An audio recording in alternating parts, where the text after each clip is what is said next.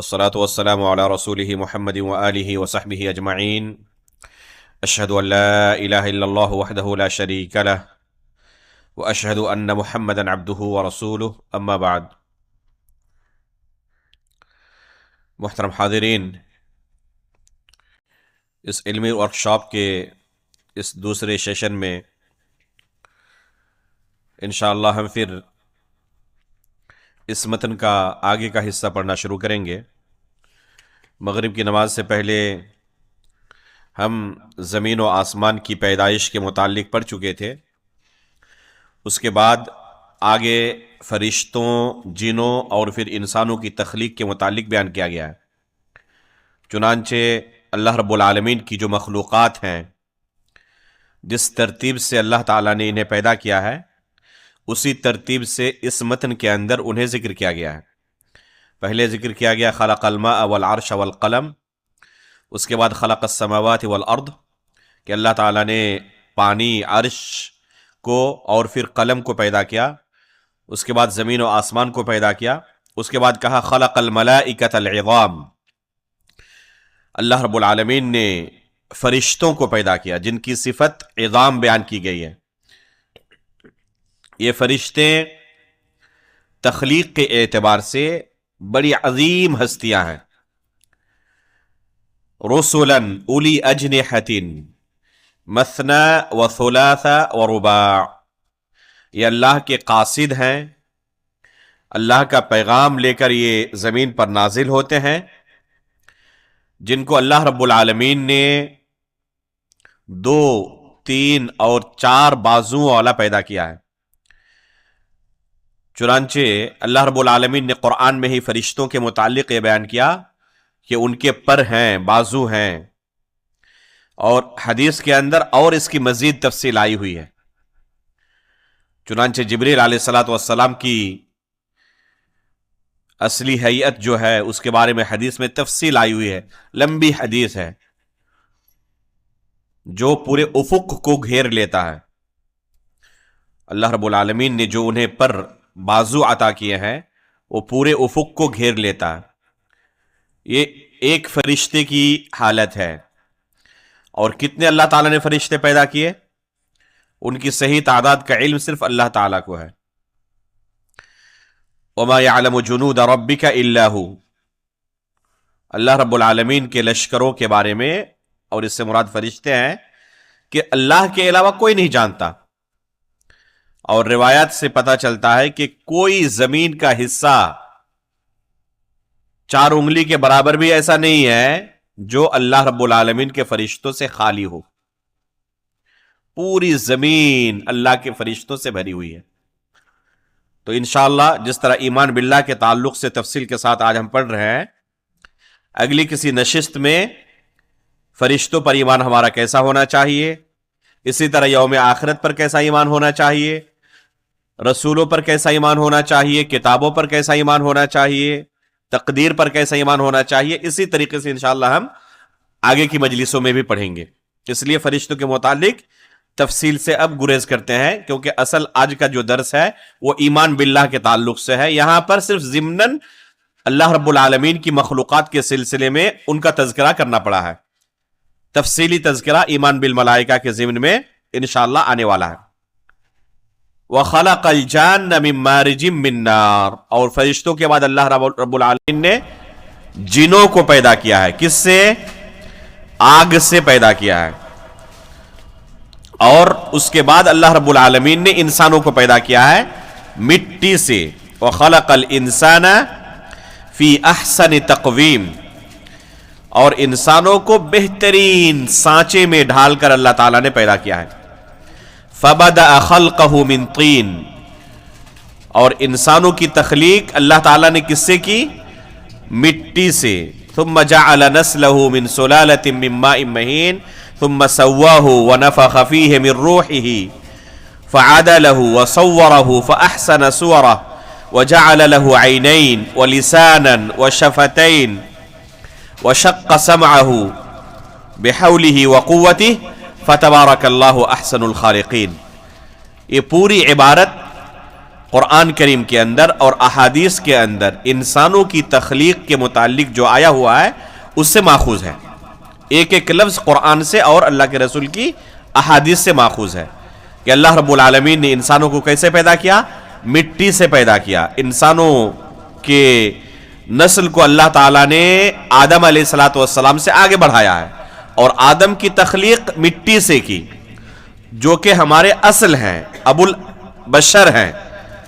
تو جب ان کی تخلیق مٹی سے کی تو دوسرے تمام انسان گویا کہ مٹی سے بنائیں گے. لیکن اللہ تعالیٰ نے کیا کہا کہ آگے کی نسل کو اللہ رب العالمین نے منی سے آگے بڑھایا ہے. ثم جعل نسلہ من سلالۃ من ماء مہین. آدم کو اللہ تعالیٰ نے مٹی سے پیدا کیا اور آگے کی نسل کو کیسے بڑھایا؟ آگے کی نسل کو اللہ رب العالمین نے ناپاک گندے پانی سے اللہ تعالیٰ نے آگے بڑھایا ہے.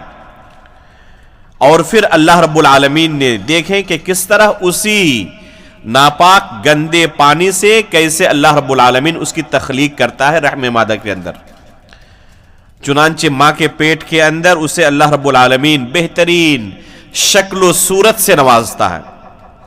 هو الذی یصورکم فی الارحام کیف یشاء لا الہ الا هو العزیز الحکیم. کہ اللہ رب العالمین کی ہی ذات ہے جو رحم مادر کے اندر تمہیں جیسے چاہتا ہے شکل و صورت عطا کرتا ہے. فی ای صورت ما شاء رکبک. جس شکل و صورت میں تمہیں چاہا اللہ تعالیٰ نے تمہیں جوڑ دیا. تو رحم مادر کے اندر ہی اللہ رب العالمین اسی نطفے سے ایک انسان کو اس کی پوری تخلیق عطا کرتا ہے، بہترین سانچے میں ڈھالتا ہے اور پھر اسے اس دنیا میں لاتا ہے. ماں کے پیٹ کے اندر 9 مہینے کی مدت تک ایک بچہ رہتا ہے. وہیں پر اللہ رب العالمین اس کے کھانے پینے کا بندوبست کرتا ہے. اور دنیا کا ہر انسان اس مرحلے سے گزر کر ہی دنیا میں قدم رکھتا ہے، چاہے وہ پوری دنیا کا بادشاہ بعد میں بن جائے. ایک زمانہ اس کے ساتھ ایسا گزرا ہے جب اپنی ماں کے پیٹ میں انتہائی لاچار، بے بس، کمزور تھا. اتنا کمزور، اتنا حقیر کہ اس کی ماں بھی اگر اسے کسی مصیبت سے بچانا چاہے تو نہیں بچا سکتی تھی. اللہ رب العالمین نے وہاں پر اس کی حفاظت کی. اللہ رب العالمین نے وہاں پر اس کے رزق کا بندوبست کیا، ایسے رزق کا جو اس کے علاوہ کسی کے بس کی بات نہیں. دنیا کا کوئی بھی شخص چاہے تو اس رزق کو تیار نہیں کر سکتا جو اللہ رب العالمین نے اس بچے کے لیے ماں کے پیٹ کے اندر تیار کر دیا ہے. اور پھر دنیا میں آنے کے بعد ماں کے پستان میں 2 سال تک اس کے رزق کا بندوبست پہلے ہی کر دیا ہے. یہاں تک کہ جیسے جیسے بچے کی عمر بڑھتی جاتی ہے اللہ رب العالمین ماں کے پستان سے جو دودھ نکالتا ہے اس کی کیفیت بھی بدلتی جاتی ہے. آٹومیٹکلی بچے کی عمر بڑھتی جاتی ہے اور اس دودھ کی غذائیت بھی بڑھتی جاتی ہے. چنانچہ 2 خاتون اگر اپنے بچے کو دودھ پلا رہی ہو، ایک کے بچے کی عمر 1 ہفتے ہو، دوسری خاتون کے بچے کی عمر 1 سال ہو، تو دونوں کے دودھ میں بہت زیادہ فرق ہے.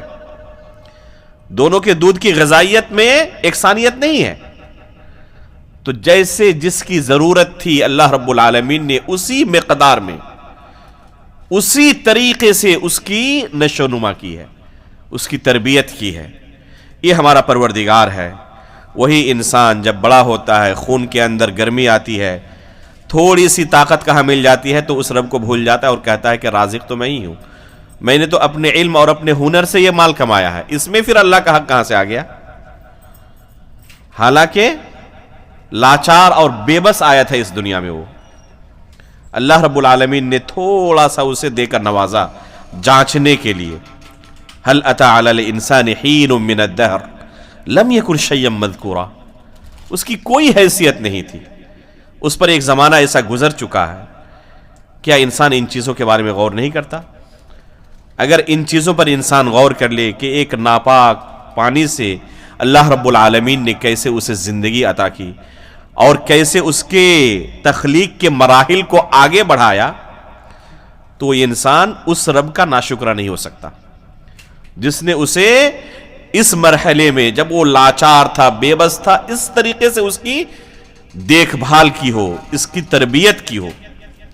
اگر دنیا میں کوئی شخص کبھی کسی مصیبت میں گرفتار ہو جائے اور اسے لگے کہ اس مصیبت سے کہیں سے مجھے چھٹکارا نہیں مل سکتی، اور کوئی شخص اس مصیبت سے اسے نجات دے دے، اس کی مدد کر دے، تو زندگی بھر تک اس کا وہ احسان مند رہتا ہے۔ اگر اس کا وہ محسن کبھی کوئی غلط کام بھی کرے تب بھی اس کے خلاف نہیں بولتا، اور اپنے سب سے بڑے محسن اللہ رب العالمین کو، جو کہ ہمیشہ اس کے ساتھ انصاف کرتا ہے، اس کی نافرمانیوں کے باوجود اس کے ساتھ احسان کا معاملہ جاری رکھتا ہے، اسی رب کو بھول جاتا ہے اور زندگی بھر اسی کی نافرمانی کرتے رہتا ہے۔ تو ایک انسان کو اپنی تخلیق کے بارے میں سوچنا چاہیے۔ تو جو ہمارا رب ہے اس کے یہ تقاضے ہیں۔ کیا کہا؟ ثم سواہ ونفخ فیہ من روحہ، اللہ رب العالمین نے اسے بہترین شکل و صورت عطا کیا، اس کو بہترین سانچے میں ڈھالا، روح پھونکا اور پھر اسے دنیا میں لایا بہترین شکل و صورت دے کر۔ وَجَعَلَ لَهُ عَيْنَيْنِ وَلِسَانًا وَشَفَتَيْن، کیا کہا اللہ تعالیٰ نے قرآن میں؟ أَلَمْ نَجْعَلْ لَهُ عَيْنَيْن، یہ 30ویں پارے کی آیت ہے۔ اور تھوڑی دیر پہلے کہا گیا کہ اللہ تعالیٰ نے 30ویں پارے میں یہ مکہ کے اندر آیتیں نازل کی ہیں اور عقل والوں کو خطاب کیا ہے۔ تم کتاب و سنت کی دلیلیں نہیں مانتے نا، عقل تو اللہ تعالیٰ نے تمہیں دی ہے نا، ذرا اپنے عقل کا تو استعمال کرو۔ أَلَمْ نَجْعَلْ لَهُ عَيْنَيْن وَلِسَانًا وَشَفَتَيْن، اے انسان کیا تمہیں ہم نے 2 آنکھیں نہیں دی؟ تمہیں یہ لسان یعنی زبان عطا نہیں کیا، یہ 2 ہونٹ عطا نہیں کیے؟ اب غور کریں ان نعمتوں پر، 2 آنکھوں کا تذکرہ کیا، زبان کا تذکرہ کیا اور 2 ہونٹوں کا تذکرہ کیا اللہ تعالیٰ نے۔ ایک کامن چیز آپ پائیں گے ان تینوں اعضاء میں کہ یہاں پر اللہ رب العالمین نے ضرورت کے بقدر تری اور نمی رکھی ہے، پانی رکھا ہے۔ اس آنکھ کے اندر اگر یہ پانی ختم ہو جائے تو یہاں سے خون ٹپکنے لگے گا، ہو گیا نہیں؟ ایک دن بس اگر ہو جائے تو انسان اس درد سے تڑپتے تڑپتے مر جائے گا اگر یہ نمی ختم ہو جائے۔ اسی زبان اور ہونٹ کی تری خشک ہو جائے، اگر ابھی سردی کے موسم میں ہوتا ہے نا، تو کتنا پھر ہم دوا علاج کرتے ہیں اس کے اندر تری واپس لانے کے لیے۔ اس ہونٹ سے خون نکلنے لگتا ہے بہت زیادہ خشک ہو جائے تو۔ اگر کبھی حلق سوکھ جائے تو کیا حالت ہوتی ہے انسان کی؟ ایسا محسوس ہوتا ہے کہ جان نکل جائے گی۔ اسی لسان میں، اسی زبان میں ایک انسان گرم کھانا ڈالتا ہے، سخت کھانا ڈالتا ہے، نرم ڈالتا ہے، سرد اور کبھی ایک دم ٹھنڈا کھانا، ہر کھانے کو اس زبان کے اندر اللہ تعالیٰ نے اسی مشین فٹ کر دی ہے کہ اسی کی طرح وہ لعاب نکالتا ہے، اور وہ لعاب اگر نہ نکلے تو یہ کھانا ہضم نہ ہو پائے۔ ایسی مشین اللہ تعالیٰ نے وہاں پر فٹ کر دی ہے کہ وہ ہمیشہ وہ لعاب نکالتے رہتا ہے ضرورت کے بقدر۔ زیادہ بھی ہو جائے تو انسان پریشان ہو جاتا ہے، بہت زیادہ تھوک آنے لگے، بلغم آنے لگے تو کتنا پریشان ہو جاتا ہے۔ تو جتنی ضرورت تھی اسی ضرورت کے بمقدار۔ تو صرف انسان ان اعضاء کے اندر جو اللہ نے پانی رکھا ہے اسی پر غور کر لے تو اس کی ہدایت کے لیے کافی ہے۔ ان آنکھوں سے آنسو نکلتے ہیں، خوشی کے وقت بھی اور غم کے وقت بھی۔ غم کے وقت جو آنسو نکلتے ہیں اس کی حرارت الگ ہوتی ہے، اور خوشی کے وقت جو آنسو نکلتے ہیں اس کی حرارت الگ ہوتی ہے ہی کسی مخلوق کے بس کی بات کہ ان چیزوں کو پیدا کر سکے؟ تو اللہ رب العالمین نے ان عقلی دلائل کا بار بار تذکرہ کیا ہے کہ کوئی شخص چاہے کتنا ہی بڑا ظالم کیوں نہ ہو، اگر عقل کی نعمت سے محروم نہیں ہے، پاگل نہیں ہو گیا ہے، تو اس کے لیے اللہ رب العالمین کی معرفت حاصل کرنا آسان ہے۔ صرف ان عقلی دلائل کو اپنے عقل کا استعمال کرتے ہوئے، جس طرح دنیا کی تمام جو نفع بخش چیزیں ہیں وہ حاصل کرتا ہے، نقصان دہ چیزوں سے دور رہتا ہے عقل کا استعمال کرتے ہوئے، تو اسی عقل کا استعمال کرتے ہوئے اپنے رب تک پہنچ سکتا ہے۔ لیکن چاند تک پہنچ جاتا ہے، چاند کے رب کی معرفت حاصل نہیں کر پاتا. یہ انسان کی کیفیت ہے، کیونکہ وہ عقل جو اسے دعوت دیتی ہے اس کا انکار کر دیتا ہے. چنانچہ اللہ تعالیٰ نے سب سے بڑے کافر دنیا کے فرعون کے بارے میں کیا کہا؟ وَجَحَدُوا بِهَا وَاسْتَيْقَنَتْهَا أَنفُسُهُمْ، گرچہ انکار کرے لیکن اس کے دل کے اندر یقین ہے کہ اللہ رب العالمین ہی ہے، خالق ہے، وہی مالک ہے، اس کے علاوہ کوئی نہیں ہے. ظلماً وعلوا، یہ جو انکار ہے یہ اپنی برتری دکھانے کے لیے بس اور ظلم کی وجہ سے ہے. اگر اس کے پاس یہ ظلم نہ ہوتا، انصاف کا ذرہ برابر مادہ باقی رہتا، تو جو اللہ نے اسے عقل دی ہے نا، اس عقل کی بنا پر وہ ضرور اللہ رب العالمین کو تسلیم کر لیتا. تو ممکن نہیں ہے کہ کوئی کتنا ہی بڑا لبرل ہو جائے، ملحد ہو جائے، وہ اس عقل کو ٹھکرا دے اور کہے کہ اللہ تعالیٰ خالق نہیں ہے، اللہ کا وجود نہیں ہے. اور اللہ رب العالمین نے ان دلائل کو، رسول اللہ صلی اللہ علیہ وسلم نے احادیث کے اندر ان دلائل کو ایک دو مرتبہ نہیں بے شمار مرتبہ تذکرہ کیا ہے. ابھی ایک ہفتہ پہلے یا 10 دن پہلے تقریباً توحید باری تعالیٰ کے عقلی دلائل پر میرا ایک خطاب ہوا ہے بھیونڈی میں، یوٹیوب پر موجود ہے، اس کو تفصیل سے سنیں. تفصیل کے ساتھ میں نے وہاں پر ان چیزوں کو بیان کیا ہے کہ ایک شخص جو قرآن و حدیث نہیں مانتا، اس کے لیے بھی عقلی دلائل اللہ تعالیٰ نے اپنی توحید کے لیے اتنے زیادہ رکھے ہیں کہ کوئی اگر انتہائی ظالم نہ ہو جائے، انصاف کا ذرہ برابر مادہ باقی رہے اور عقل کی نعمت سے محروم نہ ہو، پاگل نہ ہو، تو اللہ رب العالمین کا انکار نہیں کر سکتا ہے. تو انہی چیزوں کو یہاں پر ان نصوص کی روشنی میں رکھا گیا ہے. اس کے بعد کہا وَعَلَمْ رَحِمَكَ اللَّهُ أَنَّ أَهْلَ السُّنَّةِ وَالْجَمَاعَةِ يُؤْمِنُونَ بِمَا وَصَفَ اللَّهُ بِهِ نَفْسَهُ فِي كِتَابِهِ، جان لو اللہ رب العالمین تم پر اپنی رحمت نازل کرے کہ اہل سنت والجماعت اس بات پر ایمان رکھتے ہیں جو کچھ اللہ رب العالمین نے اپنے متعلق کتاب اللہ کے اندر، قرآن کریم کے اندر اپنا وصف بیان کیا ہے، اس پر اہل سنت والجماعت ایمان رکھتے ہیں. جو بھی اللہ تعالیٰ نے اپنی صفت بیان کی ہے، اہل سنت والجماعت اس پر ایمان رکھتے ہیں. اسی طریقے سے رسول اللہ صلی اللہ علیہ وسلم نے وَبِمَا وَصَفَهُ بِهِ رَسُولُهُ مُحَمَّدٌ صلی اللہ علیہ وسلم، اور جو کچھ اللہ کے رسول نے بھی اللہ رب العالمین کے متعلق صفت بیان کی ہے، اس پر بھی اہل سنت والجماعت ایمان رکھتے ہیں. کس پر ایمان رکھتے ہیں؟ جو اللہ رب العالمین نے قرآن کریم کے اندر اپنے بارے میں بیان کیا ہے، یا رسول اللہ صلی اللہ علیہ وسلم نے اللہ رب العالمین کے متعلق قرآن میں بیان کیا ہے. صرف اسی طریقے سے اہل سنت والجماعت اللہ تعالیٰ کو پہچانتے ہیں. اور حقیقت میں انسان غور کرے، اگر کتاب و سنت کے نصوص کو بغور پڑھے تو اسی نتیجے پر پہنچے گا کہ اس طریقے کے علاوہ کوئی دوسرا طریقہ اللہ رب العالمین کی معرفت حاصل کرنے کا ہے ہی نہیں. بس فقط اور فقط ہمارے پاس ایک راستہ ہے اللہ رب العالمین کے متعلق جاننے کا. وہ کیا ہے؟ اللہ تعالیٰ نے قرآن میں خود اپنے بارے میں جو بیان کیا ہے، یا رسول صلی اللہ علیہ وسلم نے احادیث کے اندر اللہ کے متعلق جو بیان کیا ہے. اس کے علاوہ کوئی دوسرا راستہ ہمارے پاس اللہ رب العالمین کی معرفت، حقیقی معرفت حاصل کرنے کا نہیں ہے. کیوں؟ کسی چیز کے بارے میں ایک انسان علم حاصل کرنا چاہے تو اس کے کیا کیا راستے ہو سکتے ہیں؟ کل 3 راستے ہو سکتے ہیں. آپ کسی چیز کے بارے میں جانکاری چاہتے ہیں، اگر کہ اس چیز کے بارے میں، جیسے آئی فون 16 کے بارے میں مجھے جانکاری چاہیے، ٹھیک ہے، نیو یارک کے بارے میں مجھے جانکاری چاہیے، تو کیسے آپ کو جانکاری ملے گی؟ اس کے کل 3 راستے ہو سکتے ہیں. کسی بھی چیز کے بارے میں اس کے کل 3 راستے ہو سکتے ہیں. پہلا راستہ یہ ہے کہ جس چیز کے بارے میں جانکاری آپ کو چاہیے، اپنی ان آنکھوں سے اس کو جا کے دیکھ لیں. آپ کو نیو یارک کے بارے میں جانکاری چاہیے، فلائٹ پکڑے جائیں اور وہاں جا کر اپنی آنکھوں سے دیکھ کے آ جائیں، جانکاری مل جائے گی. آئی فون 16 آپ کو چاہیے، اپنی آنکھوں سے دیکھ لیں، یہ ہے، چلا کر دیکھ لیں.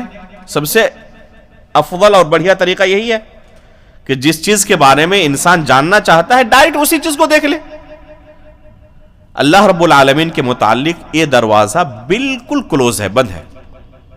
اللہ رب العالمین کو کوئی شخص دیکھ نہیں سکتا ہے. موسیٰ علیہ الصلوۃ والسلام نے درخواست رکھی تھی اللہ کے سامنے، رب ارنی انظر الیک، تو اللہ تعالیٰ نے کیا کہا؟ لن ترانی، ہرگز نہیں دیکھ سکتے. موسیٰ علیہ السلام نے درخواست رکھی کہ اللہ میں تمہیں دیکھنا چاہتا ہوں، تو اللہ تعالیٰ نے کیا کہا؟ ہرگز نہیں دیکھ سکتے. اگر ایک نبی کو یہ جواب ملے تو کسی انسان کے بس کی بات ہے کہ وہ اللہ رب العالمین کو دیکھ لے؟ تو یہ راستہ تو بالکل بند ہے. دنیا میں ایک انسان اللہ تعالیٰ کو نہیں دیکھ سکتا، لیکن جنت میں مؤمنین اللہ رب العالمین کو دیکھیں گے. آگے وہ بیان آ رہا ہے. تو یہ پہلا راستہ تھا جو کہ اللہ کے سلسلے میں کیا ہے؟ بند ہے، کلوز ہے. دوسرا راستہ کسی چیز کے بارے میں جانکاری حاصل کرنے کا یہ ہے کہ اصل چیز کو ہم تو دکھا نہیں سکے آپ کو، البتہ اسی کی طرح کا ڈیمو ہمارے پاس ہے. دکان کے پاس گئے آپ کسی دکاندار کے پاس کہ مجھے یہ موبائل چاہیے، تو انہوں نے کہا کہ اصل تو ہم ڈبے سے نہیں کھول کے دکھا سکتے آپ کو، سیل نہیں توڑ سکتے، البتہ ڈیمو ہمارے پاس ہے، بالکل اسی طرح کا ہے. تو ڈیمو دیکھ کر بھی اس کے بارے میں جانکاری مل جاتی ہے. اللہ رب العالمین کے سلسلے میں یہ راستہ بھی بالکل بند ہے. لیس کمثلہ شیء، اللہ رب العالمین کی طرح کچھ ہے ہی نہیں کہ آپ اس کی مثال دے کر سمجھائیں کسی کو کہ اللہ تعالیٰ ایسے ہیں. لیس کمثلہ شیء، اللہ تعالیٰ نے قرآن میں اعلان کر دیا کہ اس کی طرح کچھ ہے ہی نہیں کہ آپ اللہ رب العالمین کی مثال دے کر کسی کو سمجھائیں کہ اس طرح اللہ ہے. یہ راستہ بھی بند ہوا. تیسرا راستہ ہے خبر حاصل کی جائے. آپ نیو یارک بھی نہیں جا سکے، آئی فون 16 بھی نہیں دیکھ سکے، لیکن اس کے متعلق خبریں پڑھ رہے ہیں کہ اس کے اندر یہ سب فیچرز ہیں، اس شہر میں یہ چیزیں موجود ہیں، دیکھنے میں اس طرح لگتا ہے، ٹیمپریچر اس طرح رہتا ہے. ان کے اس شخص کے متعلق یا اس شہر کے متعلق یا کسی سامان اور گیجٹس کے متعلق آپ خبریں پڑھتے ہیں. ان خبروں کے ذریعے اس کی معلومات حاصل کرتے ہیں. اللہ رب العالمین کے متعلق یہ سورس کھلا ہوا ہے، یہ راستہ کھلا ہوا ہے. بس جس طرح دنیا کے کسی معاملے میں آپ ہر خبر پر اعتماد نہیں کر لیتے، بلکہ آپ چاہتے ہیں کہ آتھینٹک ایک دم بالکل سورس ہو، صحیح ذرائع سے، موثوق ذرائع سے آپ کو خبر ملے. ابھی کہیں پر کوئی حادثہ ہو جائے تو آپ کیا کرتے ہیں؟ جو سب سے معتمد چینل ہے اسی کو آپ لگاتے ہیں کہ ہاں اس چینل سے اچھی خبریں آتی ہیں، صحیح خبریں دکھاتے ہیں. اور کسی چینل کے بارے میں پہلے سے معروف ہو کہ یہ کیا کرتا ہے، یہ ہمیشہ جھوٹی خبریں دکھاتا ہے صرف نمک مرچ لگا کر، تو اس پر اعتماد کرتے آپ نہیں کرتے. چناؤ کے وقت جب ایگزٹ پول دکھائے جاتے ہیں تو بعض چینل معروف ہیں، تو لوگ پہلے ہی کہہ لیتے ہیں کہ جو یہ دکھا رہا ہے اس کا الٹا سمجھو. تو دنیاوی معاملات میں جب ہر خبر پر ہم اعتماد نہیں کرتے تو کیا اللہ رب العالمین کے بارے میں ہر خبر پہ اعتماد کر لیں گے؟ یہاں پر سب سے زیادہ تحقیق ہونی چاہیے. اس لیے اللہ رب العالمین کے متعلق جاننے کا بس ہمارے پاس ایک ہی سورس ہے، موثوق ذریعہ بس یہ ہے. وہ کیا ہے؟ ان اہل السنت والجماعہ یؤمنون بما وصف اللہ بہ نفسہ فی کتابہ وبما وصفہ بہ رسولہ محمد صلی اللہ علیہ وسلم من غیر تحریف الی آخرہ. بس یہی ہمارے پاس ایک راستہ ہے، موثوق ذریعہ ہے کہ جو اللہ رب العالمین نے قرآن کے اندر بیان کر دے اپنے بارے میں، یا رسول اللہ صلی اللہ علیہ وسلم نے اللہ رب العالمین کے متعلق اپنی احادیث میں بیان کیا ہے. بس اس کے علاوہ کوئی تیسرا راستہ ہمارے پاس نہیں ہے اللہ رب العالمین کے متعلق تفصیلی علم کا. البتہ اللہ رب العالمین کی وحدانیت کے بارے میں جاننے کا عقلی دلائل موجود ہے، لیکن تفصیلات عقل بیان نہیں کر سکتی. اللہ رب العالمین کی صفات کے متعلق عقل کے ذریعے ہم ادراک کر سکیں. وَلَا يُحِيطُونَ بِشَيْءٍ مِّنْ عِلْمِهِ إِلَّا بِمَا شَاءَ. تو یہ عقل ادراک نہیں کر سکتی. اس لیے اس کا ایک ہی سورس ہے، ایک ہی ذریعہ ہے کہ ہم کتاب اللہ کو دیکھیں، اللہ کے رسول کی احادیث کو دیکھیں، تب ہم اللہ رب العالمین کی معرفت حاصل کر سکتے ہیں. لیکن جو نصوص وارد ہیں کتاب اللہ کے اندر یا سنت رسول کے اندر، ان نصوص کے اندر ہمارا کیا منہج ہونا چاہیے؟ اہل سنت والجماعت کا کیا منہج ہے ان نصوص کے متعلق؟ کہتے ہیں من غیر تحریف वला तातील वमिन गैर तकईफ वला तमसील। ये 4 अहम जवाबित हैं अल्लाह रब्बुल आलमीन के अस्मा और सिफात के मुतालिक। और इन्हीं जवाबित की बिना पर अहले सुन्नत का अहले बिदअत से क्या होता है, फर्क किया जाता है। तमीज इन्हीं जवाबित की बिना पर होती है। चुनांचे अहले सुन्नत वल जमात अल्लाह रब्बुल आलमीन के मुतालिक कुरान में या हदीस में कोई भी नाम आए, अल्लाह की कोई सिफत आए, तो बगैर तहरीफ के और तातील के और बगैर तकईफ और तमसील के उस पर ईमान रखते हैं। ये 4 कलिमात बयान किए गए। शायद कि आप पहली मर्तबा सुन रहे हो, इसलिए थोड़ा गौर से समझें कि इन 4 जवाबित का क्या माना है, 4 कलिमात का क्या माना है। पहला कलिमा क्या कहा, मिन गैर तहरीफिन। तहरीफ कहते हैं तब्दील करने को। जो अल्लाह रब्बुल आलमीन ने अपने बारे में बयान किया, अहले सुन्नत वल जमात उसको बदलते नहीं है। जो अल्लाह ने कहा वही मानते हैं। जैसे तहरीफ की 2 किस्में हैं, एक है लफ्जी तहरीफ और एक है मानवी तहरीफ। यानी लफ्ज ही बदल दिया जाए, इसको लफ्जी तहरीफ कहेंगे। अहले सुन्नत वल जमात ये काम नहीं करते। एक है मानवी तहरीफ, लफ्ज तो बाकी रखते हैं उसी तरह, लेकिन उसके माने के अंदर तब्दीली पैदा कर देते हैं। कहते हैं इसका माना ये नहीं है, इसका माना ये है, लफ्ज का माना ही बदल दिया। तो अहले सुन्नत वल जमात ये काम अल्लाह रब्बुल आलमीन के सिलसिले में नहीं करते हैं। मिसाल के तौर पर लफ्जी तहरीफ, अल्लाह ताला ने कुरान में क्या कहा, वकल्लमल्लाहु मूसा तकलीमा, कि अल्लाह रब्बुल आलमीन ने मूसा अलैहिस्सलातु वस्सलाम के साथ कलाम किया। कल्लमल्लाहु मूसा, कल्लमल्लाहु में अल्लाह फाइल है, यानी कलाम करने वाला कौन है, अल्लाह रब्बुल आलमीन है। अहले बिदअत अल्लाह रब्बुल आलमीन के कलाम पर एतमाद नहीं रखते, यकीन नहीं रखते, ईमान नहीं रखते। वो ये तस्लीम नहीं करते कि अल्लाह ताला कलाम करता है, इसलिए इस आयत की तहरीफ करते हैं। और किस तरह पढ़ते हैं इसको, वकल्लमल्लाह मूसा तकलीमा, कि मूसा अलैहिस्सलाम ने अल्लाह रब्बुल आलमीन से बात किया। वो ये नहीं कहते कि अल्लाह ताला ने बात किया मूसा अलैहिस्सलाम के साथ, बल्कि फाइल किसको बनाते हैं, मूसा को, और अल्लाह रब्बुल आलमीन को मफूल बना देते हैं। तो ये लफ्जी तहरीफ हुई।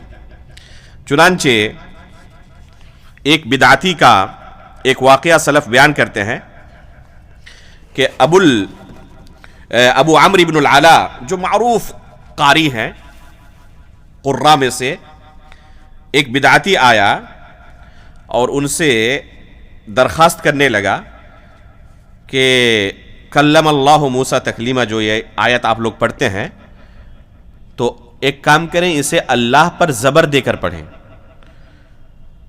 और कल्लमल्लाह कहें ताकि मूसा फाइल हो जाए। तो इमाम अबू अम्र इब्नुल अला रहमहुल्लाह ने कहा कि चलो तुम्हारी ये मुराद मैं पूरी कर देता हूं यहां पर, लेकिन वकल्लमहु रब्बुहु में तुम क्या करोगे? यहां पर तो तुम्हारी दाल गल गई, वकल्लमल्लाह मूसा तकलीमा कर दिए, लेकिन वकल्लमहु रब्बुहु अल्लाह ताला ने कुरान में कहा है, वहां पर क्या करोगे? वहां तो कोई चांस ही नहीं है ना। वहां तो कल्लमहु के अंदर जमीर को पहले मुकद्दम कर दिया है। अब यहां तो चांस ही नहीं है, रब्बहु तो कह ही नहीं सकते तुम कायदे के हिसाब से। तो वो एकदम मबहूत रह गया, लाजवाब होकर वहां से चला गया। तो हकीकत में ये तहरीफ है, ये लफ्ज को ही बदल देना है। अहले सुन्नत वल जमात ऐसा नहीं करते। जो अल्लाह रब्बुल आलमीन ने नाजिल किया है उसी तरह पढ़ते हैं, और ना उसका माना बदलने की कोशिश करते हैं। माना बदलने की कोशिश, मसलन अल्लाह ताला ने कुरान में कहा रहमान अलल अर्श इस्तवा, कि अल्लाह रब्बुल आलमीन अर्श पर मुस्तवी हुआ। मुस्तवी होने का क्या माना है? अरबी जबान के अंदर इस्तवा के जो मानी पाए जाते हैं, जो अरबी जबान के जानने वाले हैं, वो 4 मानी बयान करते हैं, सईदा वरतफा व आला वस्तकर्रा। ये 4 अल्फाज के जरिए इस्तवा की तफसीर करते हैं।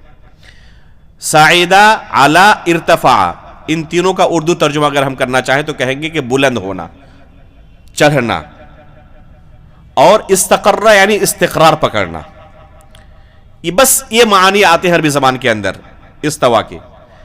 اہل بدعت کیا کہتے ہیں کہ یہاں استوا استولا کے معنی میں ہے، یعنی مالک ہونا، غالب آ جانا کسی پر. چنانچہ کہتے ہیں کہ اللہ تعالیٰ عرش پر مستوی نہیں ہے، اس کا معنی ہے کہ اللہ رب العالمین عرش کا مالک ہو گیا. زمین و آسمان کی پیدائش کے بعد اللہ تعالیٰ کیا ہو گیا؟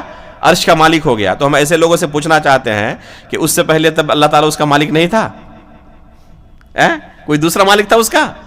بعد میں اللہ رب العالمین اس کا مالک ہوا؟ تو عقل و نقل ہر اعتبار سے یہ کیا ہے؟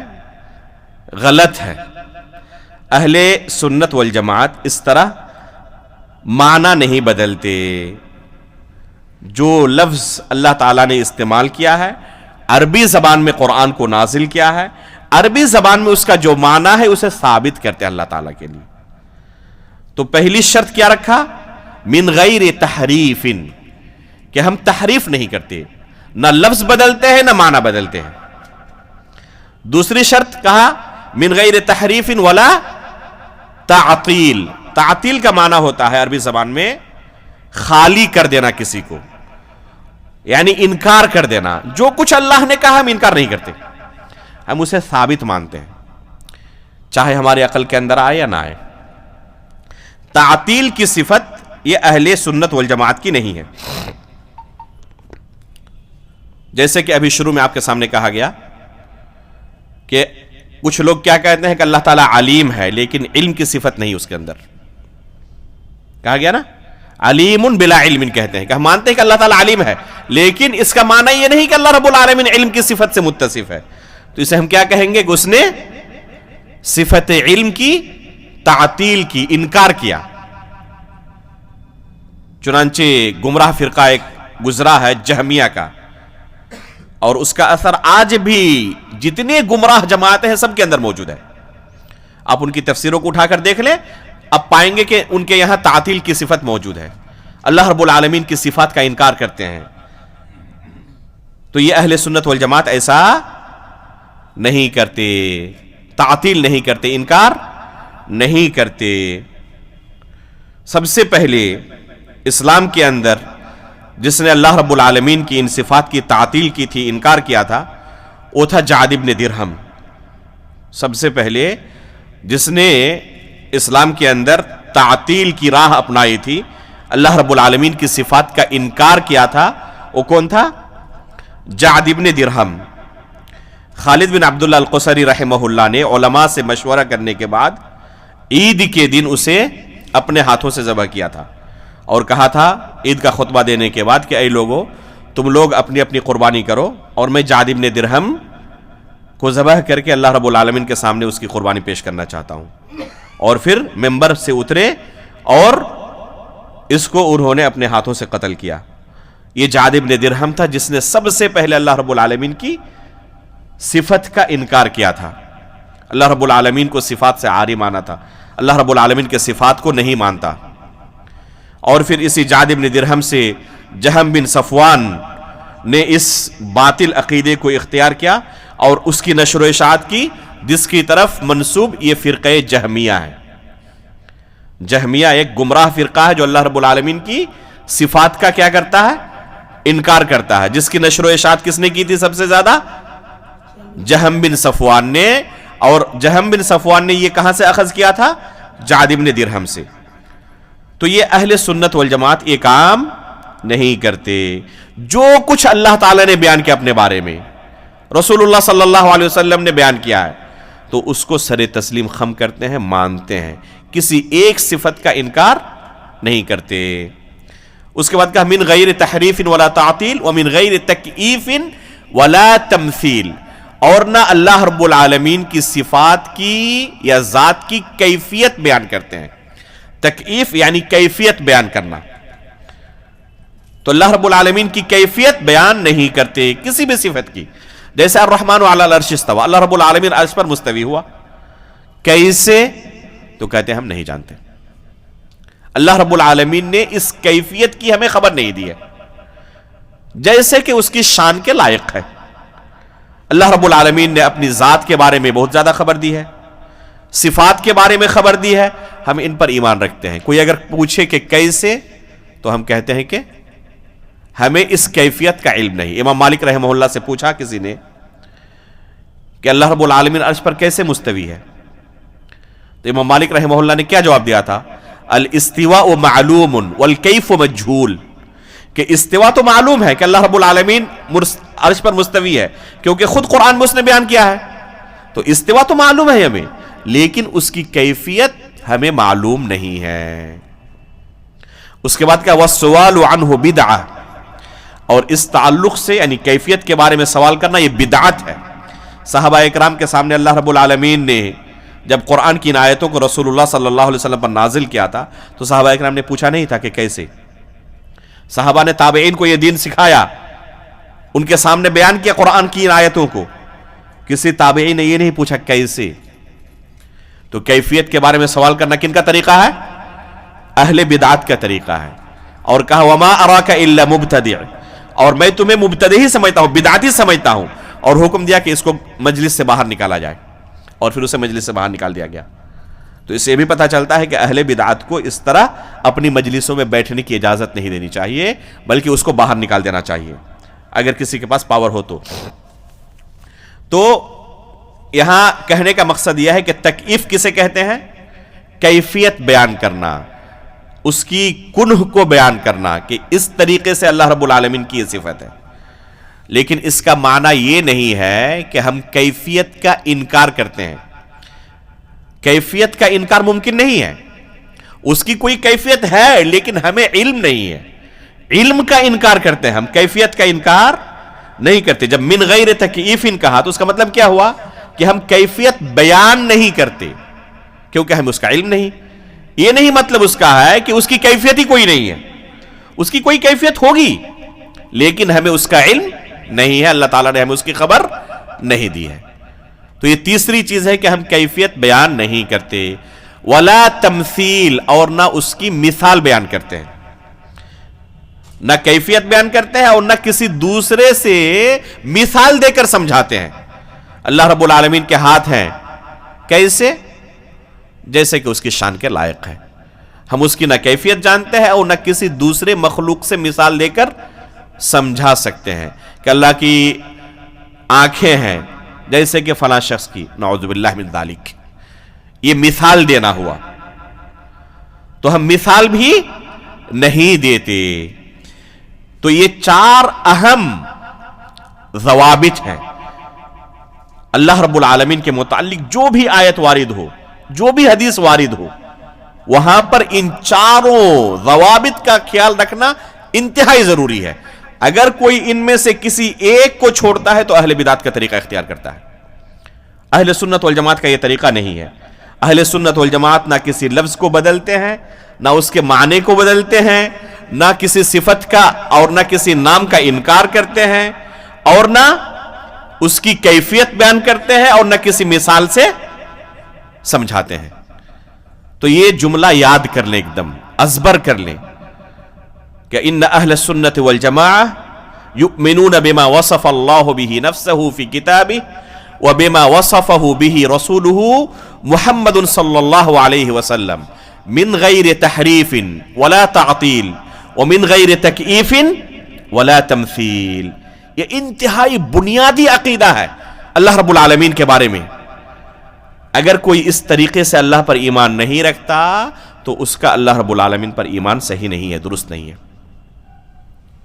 اس لیے ہمیں ان نصوص کو جس طریقے سے سلف نے سمجھا تھا، اللہ کے رسول نے صحابہ کو تعلیم دی تھی، اسی طریقے سے سمجھنے کی ضرورت ہے.